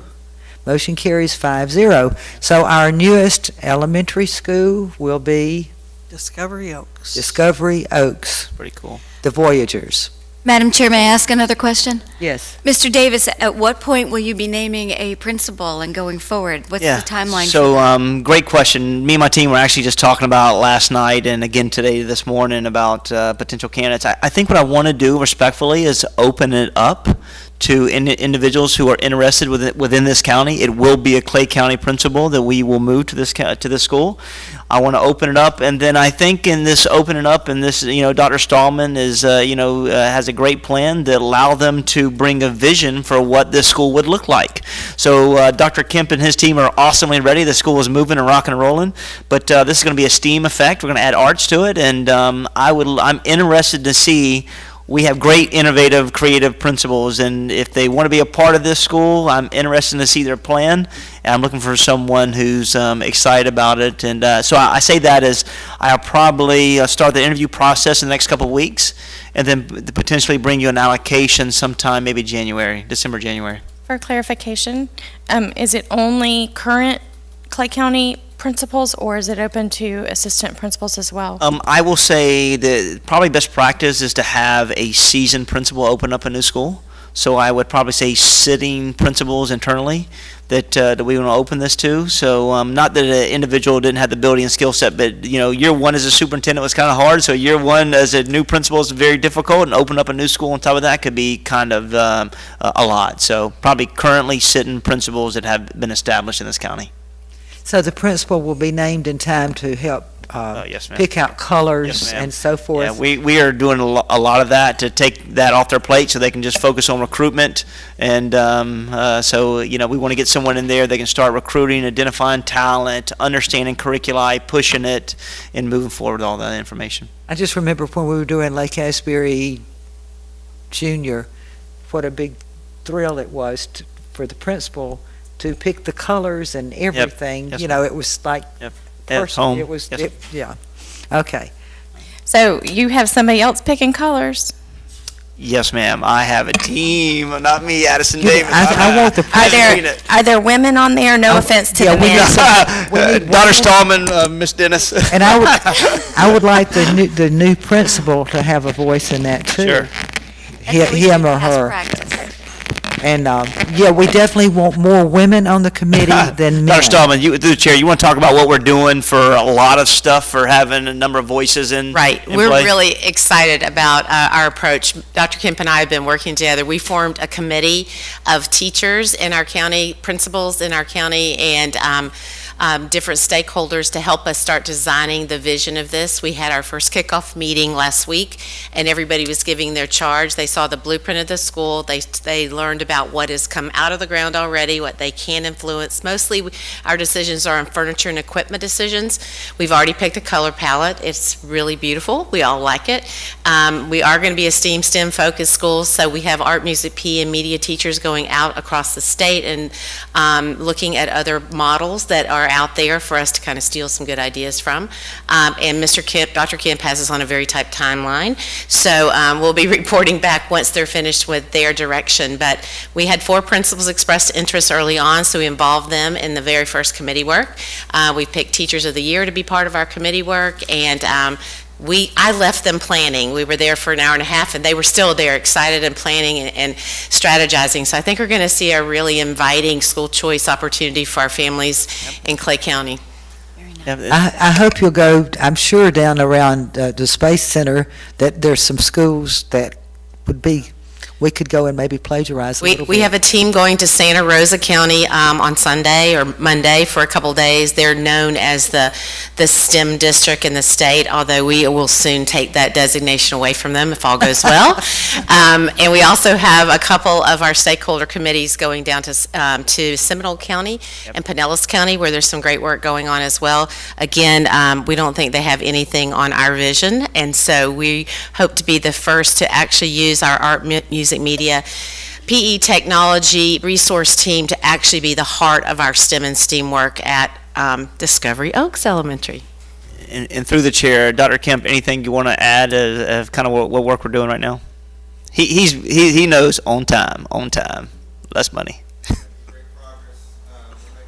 We're making really great progress with the school. If you haven't gone to the website, you can actually click on the live cam, the webcam that we have, and it does a fast forward, and it'll actually see from beginning to end. But it's really exciting, and if you haven't been by the Plantation Oaks, the Boulevard, have you been by Discovery Oaks Elementary School?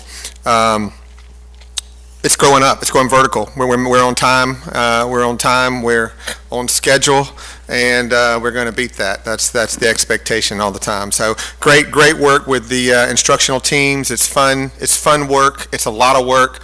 Those content teams that Dr. Stallman put together for the facility planning, it's a huge responsibility. They're representing more than their own wishes. They're representing the content for years to come of what's going to happen inside that facility. So it's just great that we have a chance every 10 years to create a new standard and new expectations for our district moving forward. So I'm excited to be a part of it, and we're going to be on time.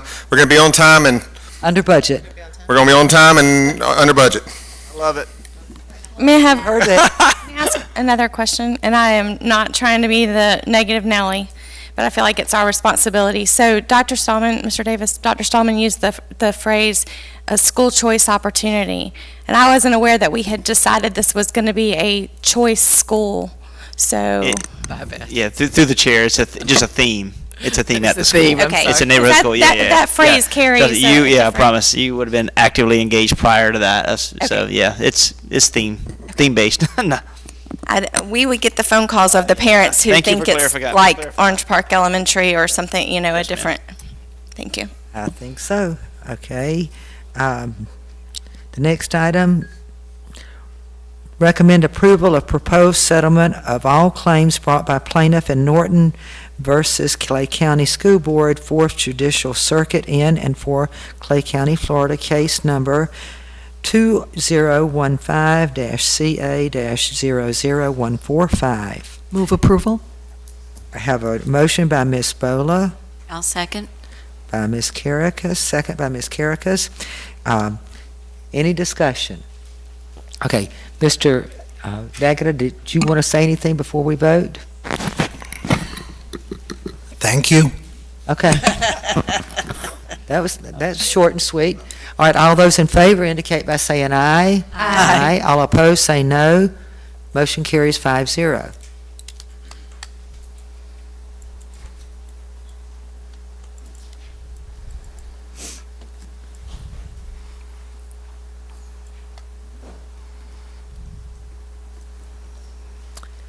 Okay, D3, readjustment of scores used for teacher evaluation, Ms. Kirikas, and I do have a card on this. In fact, I have 2 cards on this.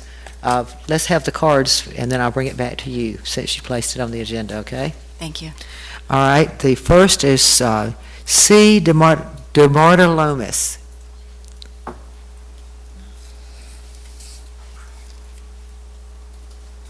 Good evening, Chase DeBartolomus, 339 River Reach Road, and that's Fleming Island, Florida. This is an email that I sent, I'm going to gloss over real quick to the school board members this week. Good afternoon, I wanted to reach out to you today because I'm very concerned about the state of affairs created by the district for the evaluations in 2016-17.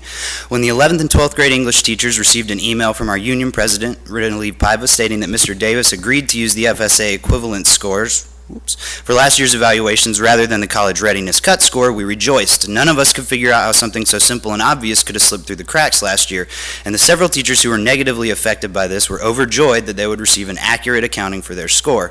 Now it appears as though Mr. Davis has changed his mind again. He has decided that moving forward for next year we will use the appropriate FSA equivalent scores, but for some reason it's not good enough for this past year. If the district recognizes that these scores are unfair and will move forward with the new scores next year, why is that not good enough for this year's students? Or last year's students. I've spoken with the CAS committee members who were at a meeting where the vote was tabled to another meeting and was never revisited. The teachers of Clay County never agreed to these scores. Not the teachers, not the union members, not anybody in their right mind would agree to these measures, which are 10 to 15 points above district average. As teachers, we are charged with asking students to think critically, to come up with an appropriate solution, the solution that is most reasonable and logical in the context. Now I challenge you to think critically, just like we asked the kids about the situation. Why would any 11th grade teacher agree to a college readiness cut score as a measure of proficiency when their students are not supposed to be college ready yet?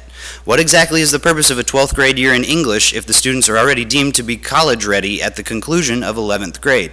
My kids were in the 11th grade, meaning they still have the rest of the year and also their entire senior year to become college ready. And that's if they are going to go to college, since when is college readiness the measure of an 11th grade standard student? It shouldn't even be the measure for a 12th grade student either, because not everyone has to be college bound to master the skills in high school. This is discriminatory at worst and just plain ignorant at best. While some may say the 11 points on that test may not make a difference, let me assure you they do. With the college readiness scores in place, only 8 of 38 of my juniors passed. That's 8 kids in standard English at OPHS, a school with one of the lowest socioeconomic statuses in the county. Mind you, they're using the same score for standard as they are for honors, which already puts me at a disadvantage, being I was given 11th grade standard students and not lucky enough to get the honors kids last year.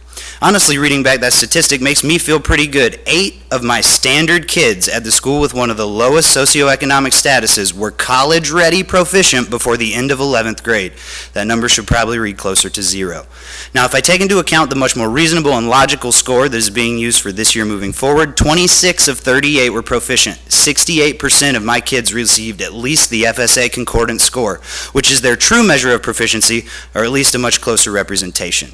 I'm not arguing that standard and honors should have different scores, even though they should. I'm also not arguing that 11th and 12th grade should have different scores, even though common sense says they should. What I'm arguing is that at the very least, we give these teachers and students a factor that does not set them up for failure. I deserve to have all of my students counted at a reasonable measure of proficiency. All of the teachers do. The students do as well. To ask that 11th grade students be college ready before the end of their 11th grade year is absolutely insulting and ridiculous.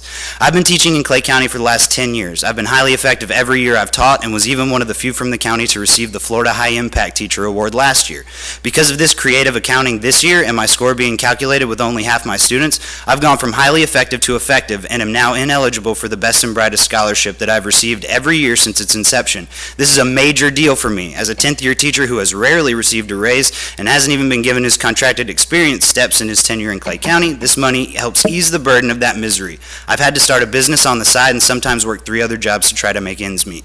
These are the sort of short-sighted decisions that will lead to the loss of teachers. From what I understand, there are 250 of us impacted by this. This makes Mr. Davis and the school board seem very unsympathetic to their teachers and an already unfair evaluation system, and appear as though they are unwilling to solve problems that are within their control. Okay. Thank you. Please help us.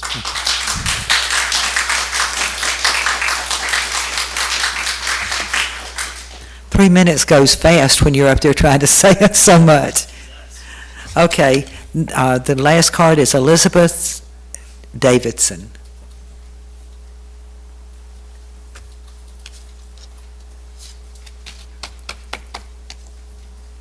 am Elizabeth Davidson, and you have my address on file. And I'm going to speak to Mr. DeBartolomeus's point. And I'm going to read it since somebody called me yesterday, irked about it, and knew I would be irked about it. No highly effective English teacher is ever going to give my child or any other child in Clay County less than their very best. Highly effective is an actual state designation on an evaluation, not a buzzword. So why would you insult the best teachers of all employees by being careless with an evaluation process you expect them to live up to literally chapter and verse, since it's English teachers? Is that how outstanding leadership recognizes outstanding teachers for their remarkable inspiration and dedication? The state website states, quote, that each county shall set standard eligibility requirements to be reviewed and administered locally. It is clear who is responsible for the genesis of this current state of affairs. So I wonder why. This administration has espoused work ready for Clay County from day one. So it seems particularly ironic to mangle college readiness scores to mangle teachers' performance scores. And why suddenly, just for this year? What changed? What is different just this year? Is this a fixable oops? Or since performance is tied to income, is an attempt to save money that strikes at the heart of education in Clay County? It's best teachers. They are the heart. They could teach without any of you. And you rotate out regularly. Them, the best stay for life. Any amount of income loss is life-changing money for most teachers. I wonder, is it to you? Because this seems either careless or callous. It most likely is life-changing money for some of these 250 teachers further down the food chain, as I've just heard. If the average great teacher spends $800 a year out of their own pocket, what must a highly effective teacher spend? I personally feel awful about this. Maybe someone could start a GoFundMe page. I feel compelled to meet with fellow parent constituent organizers. Perhaps we can speak to a local business about a fundraiser night to make up this shortfall for these teachers.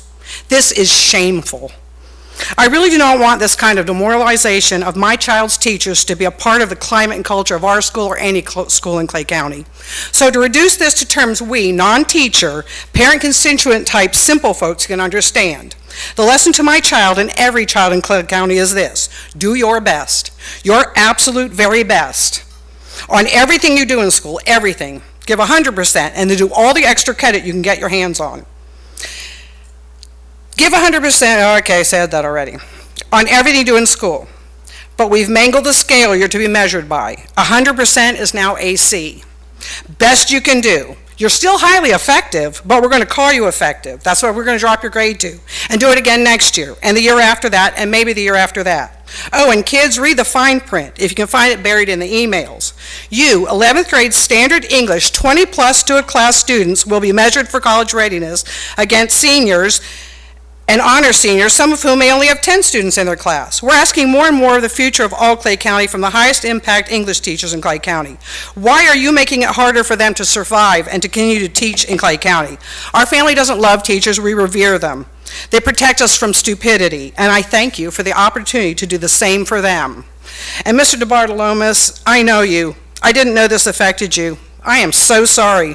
I'm aggrieved that we have shorted you in this way. Okay, I'll bring this back to Ms. Kirikas, who placed this item on the agenda. I did. First of all, before we have discussion, we have to have a motion, and my motion is to table this indefinitely, and I will explain why when we move forward with it. I'll second. So I agree 100% with Mr. DeBartolomeus and Ms. Davidson. This is appalling that this is happening.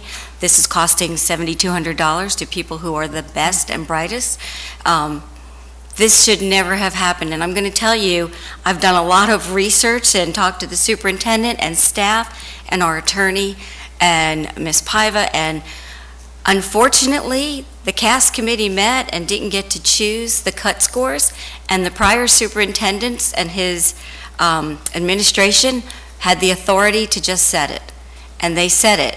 And our superintendent, I don't believe, based on the legal opinion from our attorney, has the authority to change it. And I do applaud you, Mr. Davis, for correcting it for this year, but it saddens me that Our highly effective teachers who have been highly effective every year now have an effective on their resume, and they've budgeted this into their income. This is a lot of money, and it's not, I'm not pointing the finger. I applaud you for correcting this for this year, but this was set by prior administration, and I'm just laying blame where blame goes. This is not something that the board has the authority to go back and change from what our legal counsel has told us. And based on that, we can't vote on it, which is why I'm just tabling it indefinitely. Mr. Daggett, did you want to give the legal opinion and add anything to that? I'll leave to another day the authority, who makes decisions, final and binding decisions with respect to cut scores and the work of CAS and so on and so forth. The fixable oops is a good term here. Is this a fixable oops? I can tell you, I really have dug into this and done quite a bit of research. And the fact is that each way we turn here, this oops isn't fixable through retroactive changes to the 2016-17 evaluation system that was submitted to and approved by DOE. As we all know, that has a real-world impact on best and brightest, an unfortunate one, and best and brightest is also the subject of an ongoing federal lawsuit now. A lot of moving parts, and through my research, I only saw legal challenges ahead that ultimately prohibit us from fixing the oops by retroactively changing the evaluation system. So, may I ask a question on that? On what he just said? Yes. So, we can't appeal to DOE and say that we have minutes from a CAS committee meeting where this was tabled, it was not revisited, none of the people who made that decision, to my knowledge, are even still on our payroll.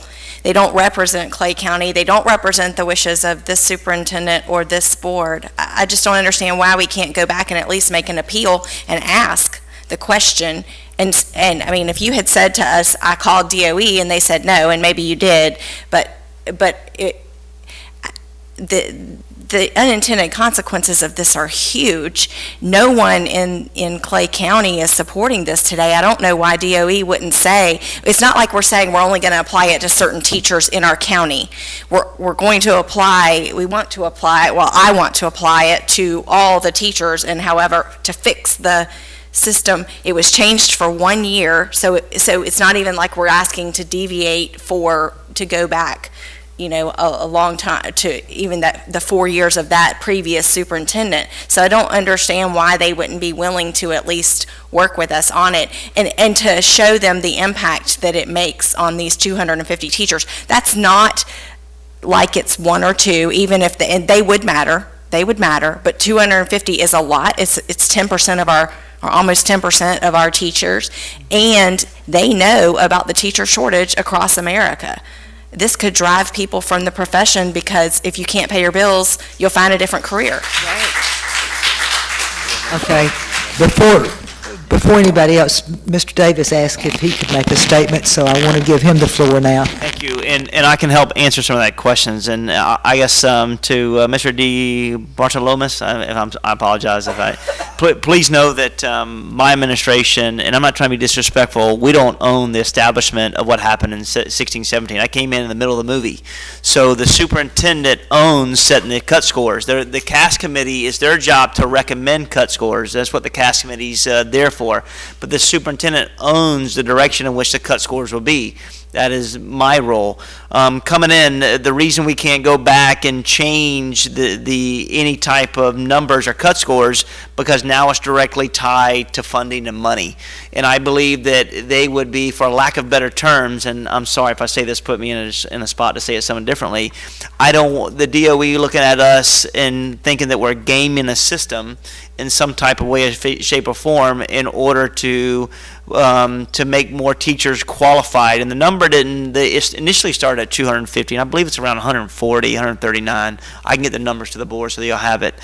From my side, I do believe, and I think, and I hope I demonstrated this and exemplified this when I worked with the CAS committee, that we worked in the last 2 weeks rigorously to identify multiple facets and measures in order for teachers to hit the qualifications of effective and highly effective. We did reduce the cut score, and we're all talking about the PERT, so everyone knows. The PERT score was set as college readiness, which is 114 and 106. And if we're saying that graduation requirements is 97 is good enough for graduation requirements, I believe it should be the threshold as well for a teacher to be deemed or identified as highly effective. So moving forward, know that we have worked on this and we are working in that direction. I just don't have the legal ability to go back and change it, nor do I want to put my ethics on the line to push that. I can't erase what happened. I could only focus on what we do collectively moving forward, if that makes sense. So, Ms. Davison, thank you for speaking. I support it. I understand it. I get it. I wish I could change it. I just professionally cannot, if that makes sense. But I value your work. Ms. Gilhousen, you asked to speak. I just had a question. Can you explain the rationale for why we use proficiency as the measure for highly effective versus effective instead of gains? Because to me, it makes more sense that if a teacher takes students from one point in the year and moves them to a higher point, they've done their job and they've done it well.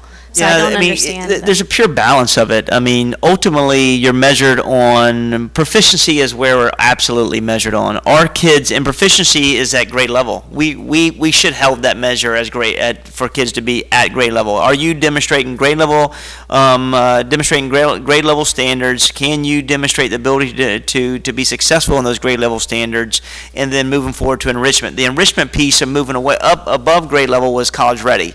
So it spoke beautifully a fact of, hey, are kids meeting the proficiency standpoint, are they being college ready? There's a difference between the two. Mm-hmm. Gains are something that we want to see across the board annually and everywhere. We want to see a minimum of 1 year gain in every one of our students. Some make it, some don't, some make 2 year gains. But ultimately, we don't put it on gains, we put it on proficiency, because that's what the state truly holds us accountable for, is for kids to meet grade level standards in a year. They do have measures for gains, and those are for kids who are at risk or making certain that kids move from one grade level to another level and exhibiting the gains, but it's more about proficiency, I would say. I disagree, though. I just feel like we're penalizing teachers who take the most difficult classes. And you're putting an unrealistic expectation on children who are physically or mentally not capable of grade level. And I just don't think it's a fair measure for teacher effectiveness, and I'd like for us to, I know we don't get to decide that, but for the CAS committee to take that into consideration. So through the chair, I own this process, and I've already taken a number of measures to address all of that. Any more comments from the board? She just took what I was going to say. I have another comment. Ditto. Mr. Davis, you're probably not going to like what I'm about to say. That's okay. I would just encourage everybody to appeal. And I know that the appeal process is closed as far as appealing for the cut score, but you explained to me earlier, appeal the students and the test and whether they were counted or not. And I know, one particular person, a liberal arts math teacher who has ESC students, who has kids with active IEPs, and the cut score was 114. I had a student that was an ESE student that would not have been able to reach that, and that teacher is being evaluated on these kids. And some of his students weren't counted because when the test was taken, and then others, it was a different test that was used, so they used PERT on some and not on another. And I would encourage everybody to pick it apart and appeal everything you can. And Mr. Davis, if there's any way possible that you personally can look at them, yes, ma'am. I would appreciate that, Yes, because ma'am. this is horrible what we're doing to our staff. And we are going to lose teachers, and nobody's going to want to teach those children that are not your AP and your IB students and your gifted students. We're going to have a hard time finding people to teach everybody, and every child out there deserves our best teachers. ma'am. And we know you are all the best. We honestly do. Agree. So please, Yes, ma'am. whatever you can do in that appeals process to help, we appreciate it. Yes, ma'am. Oh, sorry. That's I'm still not satisfied. I'm frustrated that we're not willing to go have the conversation with DOE. And it's not a gamesmanship. I think you go in there and you have a professional conversation. They exist, the state DOE exists to support the 67 school districts. There's only 67 of us. And I think that I would want to know, I mean, I understand that you said that the plan got approved, but I think it's a worthwhile conversation to say, look, we had a superintendent change, so that superintendent is no longer in charge of this school district and wasn't for the majority of the school year last year. And this was never voted on by the CAS committee. I think there's a whole bunch of reasons to ask them to at least look at it and maybe even just extend that appeal window back open or something, do something for them. I'm just so, it's beyond me that, and we didn't know about this. We're coming in at the end of the movie. But it's mind-boggling to me, and I don't believe that we have a legislature who believes that best and brightest rewards the best and brightest teachers, and we know that doesn't happen. But then when we're going to penalize really, really good teachers in our district because of something that isn't, because we chose as a district to give PERT, because it was cheap, because they made us do something, because they have a teacher measurement system in VAM, and I guess I just feel like it's, and I don't think they would question your ethics. I don't think they would question Clay County Schools ethics. I think if we just go in and say, look, a mistake was made and we need to fix it, and let us fix it. They let us fix things on the audit. When we have the audits and they come back and the financial audits and things, they let us go back and fix those. They're surely all about taking more money from us when we've made a financial error in that direction too. I just feel like, and maybe you don't like that, and I understand it's yours, you run the district, but it's just really beyond me that we can't ask. And if the ask is about, or the conversation is about, there was an error in the process, it's not about the results, it's not about, we don't make the case about how many of our teachers are affected, even though that's egregious. If we just make the case that there was an error on the previous administration's part in the process, and we're looking to rectify that, I would think there's at least an argument to be made, and the worst they can say is no. So I don't think it's... Yes, ma'am. And through the chair, I openly say there wasn't an error. The superintendent and his staff selected a cut score, and they submitted the cut score. So the process was, there wasn't an error in the process. What there was is not, I guess, best practice to listen to the committee that identified, or engaged committee identifying a cut score. The superintendent had every ability to set the cut score, in which they did. I can't confirm or deny that Mr. Brodsky didn't reach out to DOE. I will find that out for this board and for everyone as well. If he did, I will give you the response. If he did not, I will ask and we will reach out. But I will tell you, we spent a lot of time on this. Yeah. We had multiple legal responses and all this stuff in order to make our decision. Hence the reason why, hey, we can think about doing this. Oh, we can't do it from a legal standpoint. So I won't say anymore. I'll do my due diligence and give some feedback.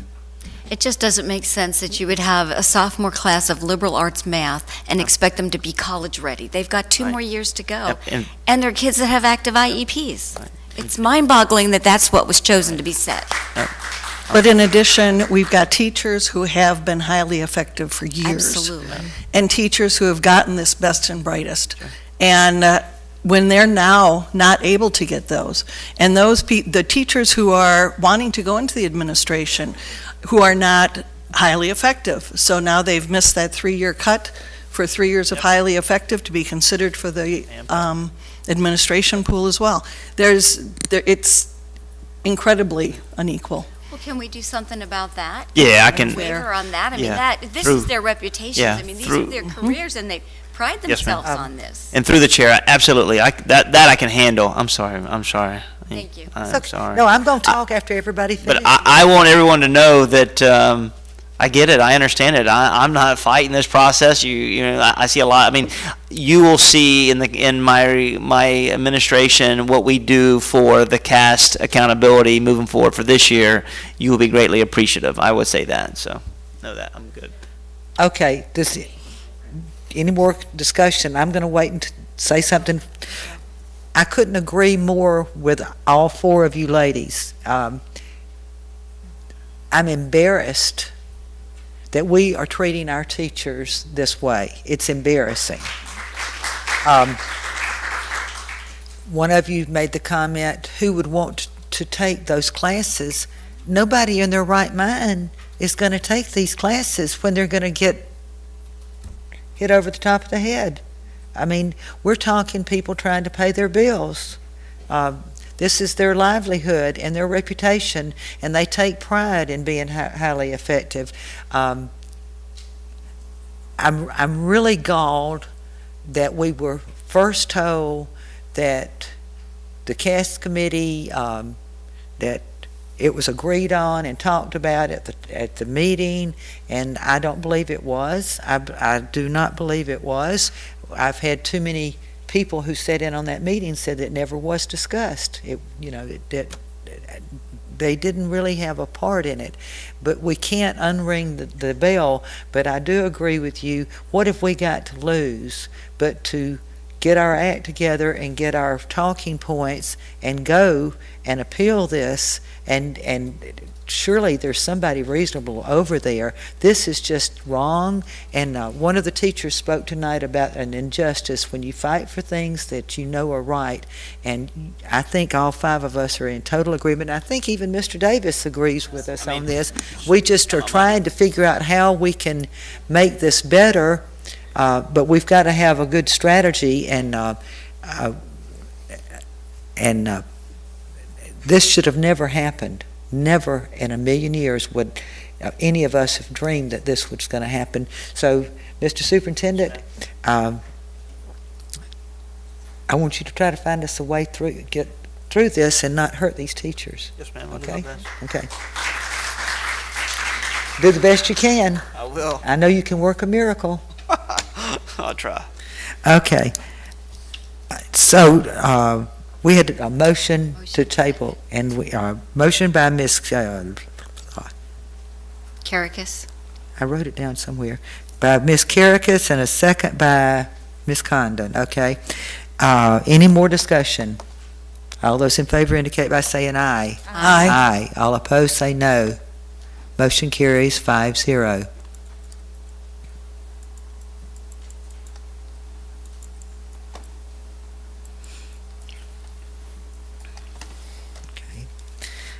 Human Resources, there were no special actions.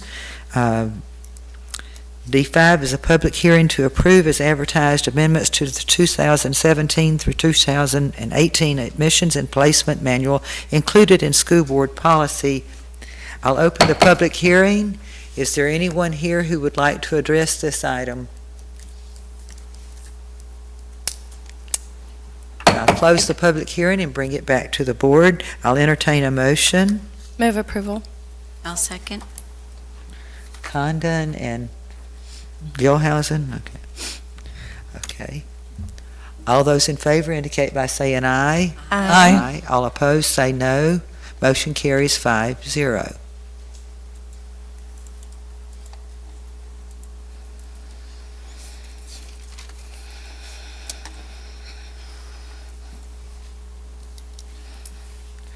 Okay, school board attorney remarks. None, thank you. Oh boy, man of few words.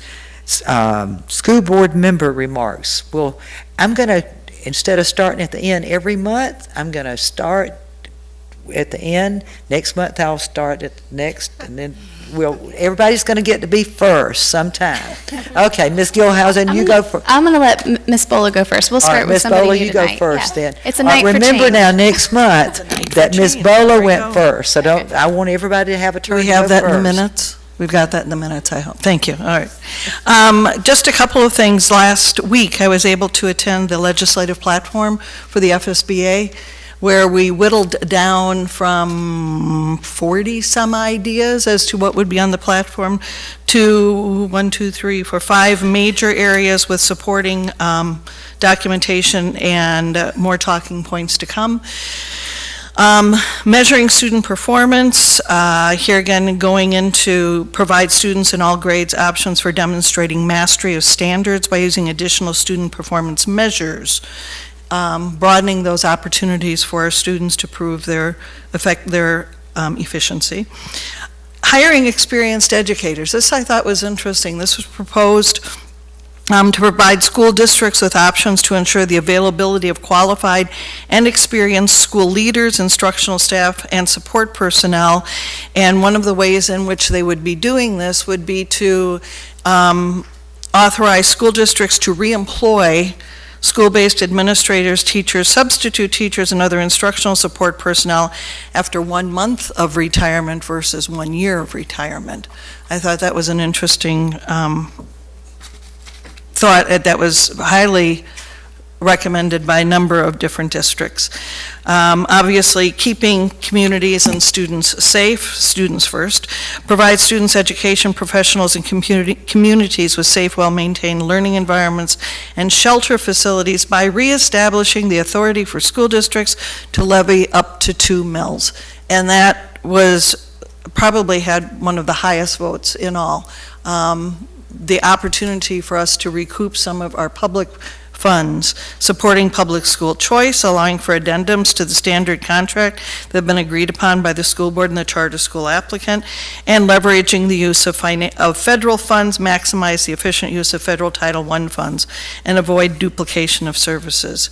By restoring district level control and coordination of the use and distribution of these funds, et cetera, to ensure that we have the money available for our Title I schools and students. That was my first effort in the legislative agenda meeting, and it was very interesting, very interesting. Some of the items that were brought forward, I thought were somewhat ludicrous, obviously, and some that were also incredibly important to us and to a number of other school districts weren't considered important enough to put on this particular platform. Other than that, I just wanted to say that Veterans Day is around the corner, and I wanted to do a shout out to District 4. I requested invitations to music events and a variety of different things, and boy, oh boy, did they produce. And I'm very happy that many of the schools did not all plan a concert for Thursday night before Veterans Day is celebrated, that there is literally something to do every night this week, Monday, Tuesday, Wednesday, Thursday, and even coming up tomorrow night, Friday night, celebrating SBJ's 50th anniversary. But the fact that all of these schools are doing some marvelous things to honor the veterans, and so many of our parents are going to be in attendance there because they are our veterans. So a thank you to all those who serve in so many different ways. Very much appreciated. That's it. Okay, I'm going to keep coming this way. Ms. Kirikas? All right, I'll keep it very brief. I just really want to brag about First Book. It was so much fun. We were there 2 days. We helped set up, some of us. Wow, when that truck got there and Miss Piver was driving the tractor, the backhoe, taking those books out, I said, oh my goodness, she can do everything.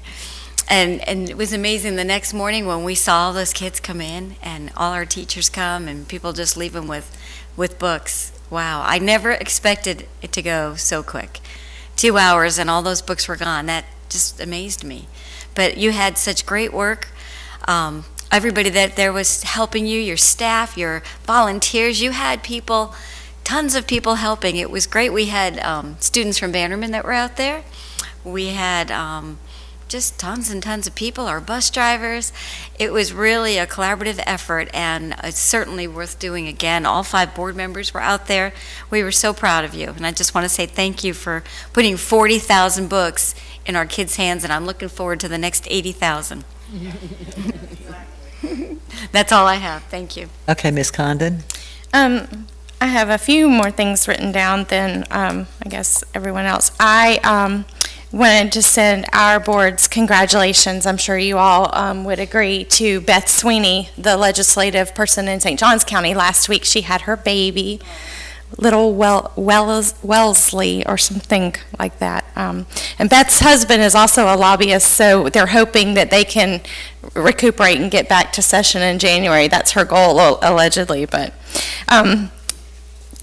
Also, I've been meaning to say for a couple of months, I was able to attend the cyberbullying presentation done by the Clay County Sheriff's Office at First Baptist Middleburg, maybe in August. I can't remember when I went. It was either, I think it was before the hurricane, and I just kept forgetting to tell you all. If you have an opportunity to attend one of theirs, they do them all over the county, and I learned a lot, and I think it was worthwhile for parents, but if you have an opportunity, that is well worth it.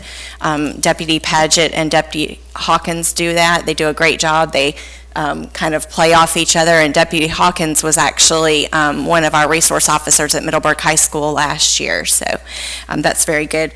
And then I also attended the FSBA Board of Directors meeting and the legislative because of my role on the Federal Relations Committee, and both days we had a little speaker who was has a name that's familiar, and her name is Kim McDougall, and she is now with a company called Gray Robinson, one of the many lobbying firms in the state.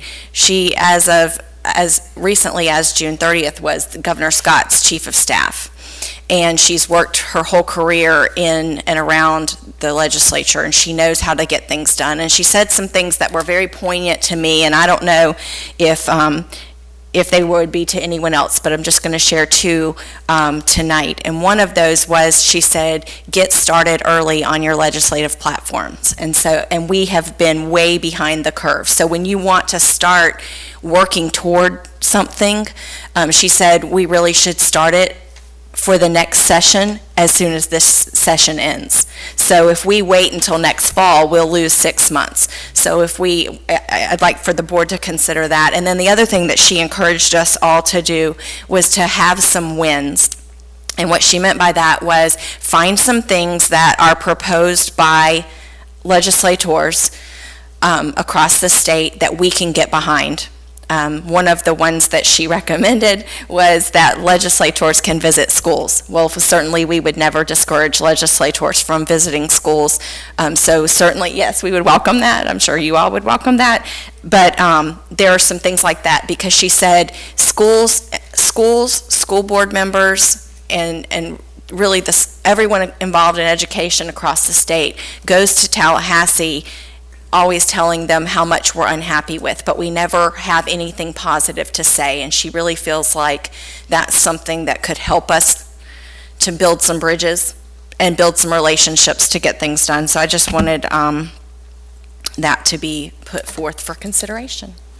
Thank you. Okay, Ms. Gilhousen. Oh, wait, I had one more thing. So I will say I'm in the Keystone Heights Homecoming Parade tomorrow. And I went out and bought... Are you the homecoming queen? I'm not, but I bought clearance Halloween candy so I can throw the good candy out. You had leftover Halloween candy. Right, no, half off. Okay, Ms. Gilhousen. I'll keep it brief, but October has been a good month. I feel like September was really difficult for our county in a lot of ways. And it was nice this month to visit fall festivals and field trips and all the fun things with the kids surrounding Halloween. I have a son at Fleming Island Elementary, so I went to their little storybook character parade, and it's just such a fun time of year with little ones. So Veterans Day is on the horizon, and I want to say thank you to all of those who have served and all of those who hold the fort down at home while our men and women are away. And as we look forward to Thanksgiving, I would just challenge us each to be reflectful this month on all the things that we have to be thankful for. And what a great county we live in. I think that's a primary thing to be thankful for this month. So that's it. Okay. Boy, by the time you get up here, everything's been said. With the Veterans Day coming up, of course, this being a heavily military community, we do want to always honor our veterans. Thanksgiving, my family's favorite holiday. They love it. Eat, eat, eat, eat. But I hope that you all have a wonderful Thanksgiving. Rena Lee Paiva, I told you, my hat's off to you. I have never seen such an undertaking. and it's to the point that my youngest daughter, who lives in Atlanta, she wants to know all the details. How did we get 40,000 books? What did she do? So you may have created a monster up in Atlanta. I don't know. Do they? I don't know. But it was phenomenal. The only sad part of that whole day was about 2.5 hours after it started, when I walked outside and the line was around the building, down to the stop sign, and then had started curving around again, and we didn't have enough books. But we'll all be there to help again, give out books out, and those who were on the buses who got turned around, we just want to make sure they're first in line next go around. They'll get all the books that they can get. I mean, it was phenomenal. What are you grinning about? Okay, you've got some homework. We want to know all you can tell us about Kelly Services. I am concerned about our bus driver situation. I know they said it's not just Clay County, but when we start getting 30 bus drivers calling in on a given day, and we don't have but 15 to fill those seats, you may be driving a bus soon. I don't have a commercial license. Do y'all have a commercial? But I mean, seriously, something's wrong, and we've got to correct this, because this gets our kids to and from school. And I shudder to think about someone who doesn't know the route taking the kids to school, and then some are having to go back and double and do another route, and it's a situation we have to take care of that. And then the teachers, I felt good after listening to the conversation tonight. I think all 6 of us sitting up here want good things to come for our teachers, and so you've got a lot to do. I guess we're going to be getting 1 o'clock, 2 o'clock in the morning. Y'all notice that he doesn't sleep, that he sends emails out all day and all night? Yeah. Sure, I'm getting a lot better. At least we didn't have a lot of. A lot better. You're doing better. Thank you. You're doing good. Thank y'all for coming tonight. I want to thank y'all for the chairmanship again. I'm hoping it's like riding a bike, and that it'll all kind of come back, but each time it's like starting all over again. But I thank you, and we've done 1 day of master board, and we've got a couple more sessions to attend, and we'll all be singing Kumbaya after that. Right, girls? Okay. With that, I will say the meeting is adjourned, and have a good evening. Thank you.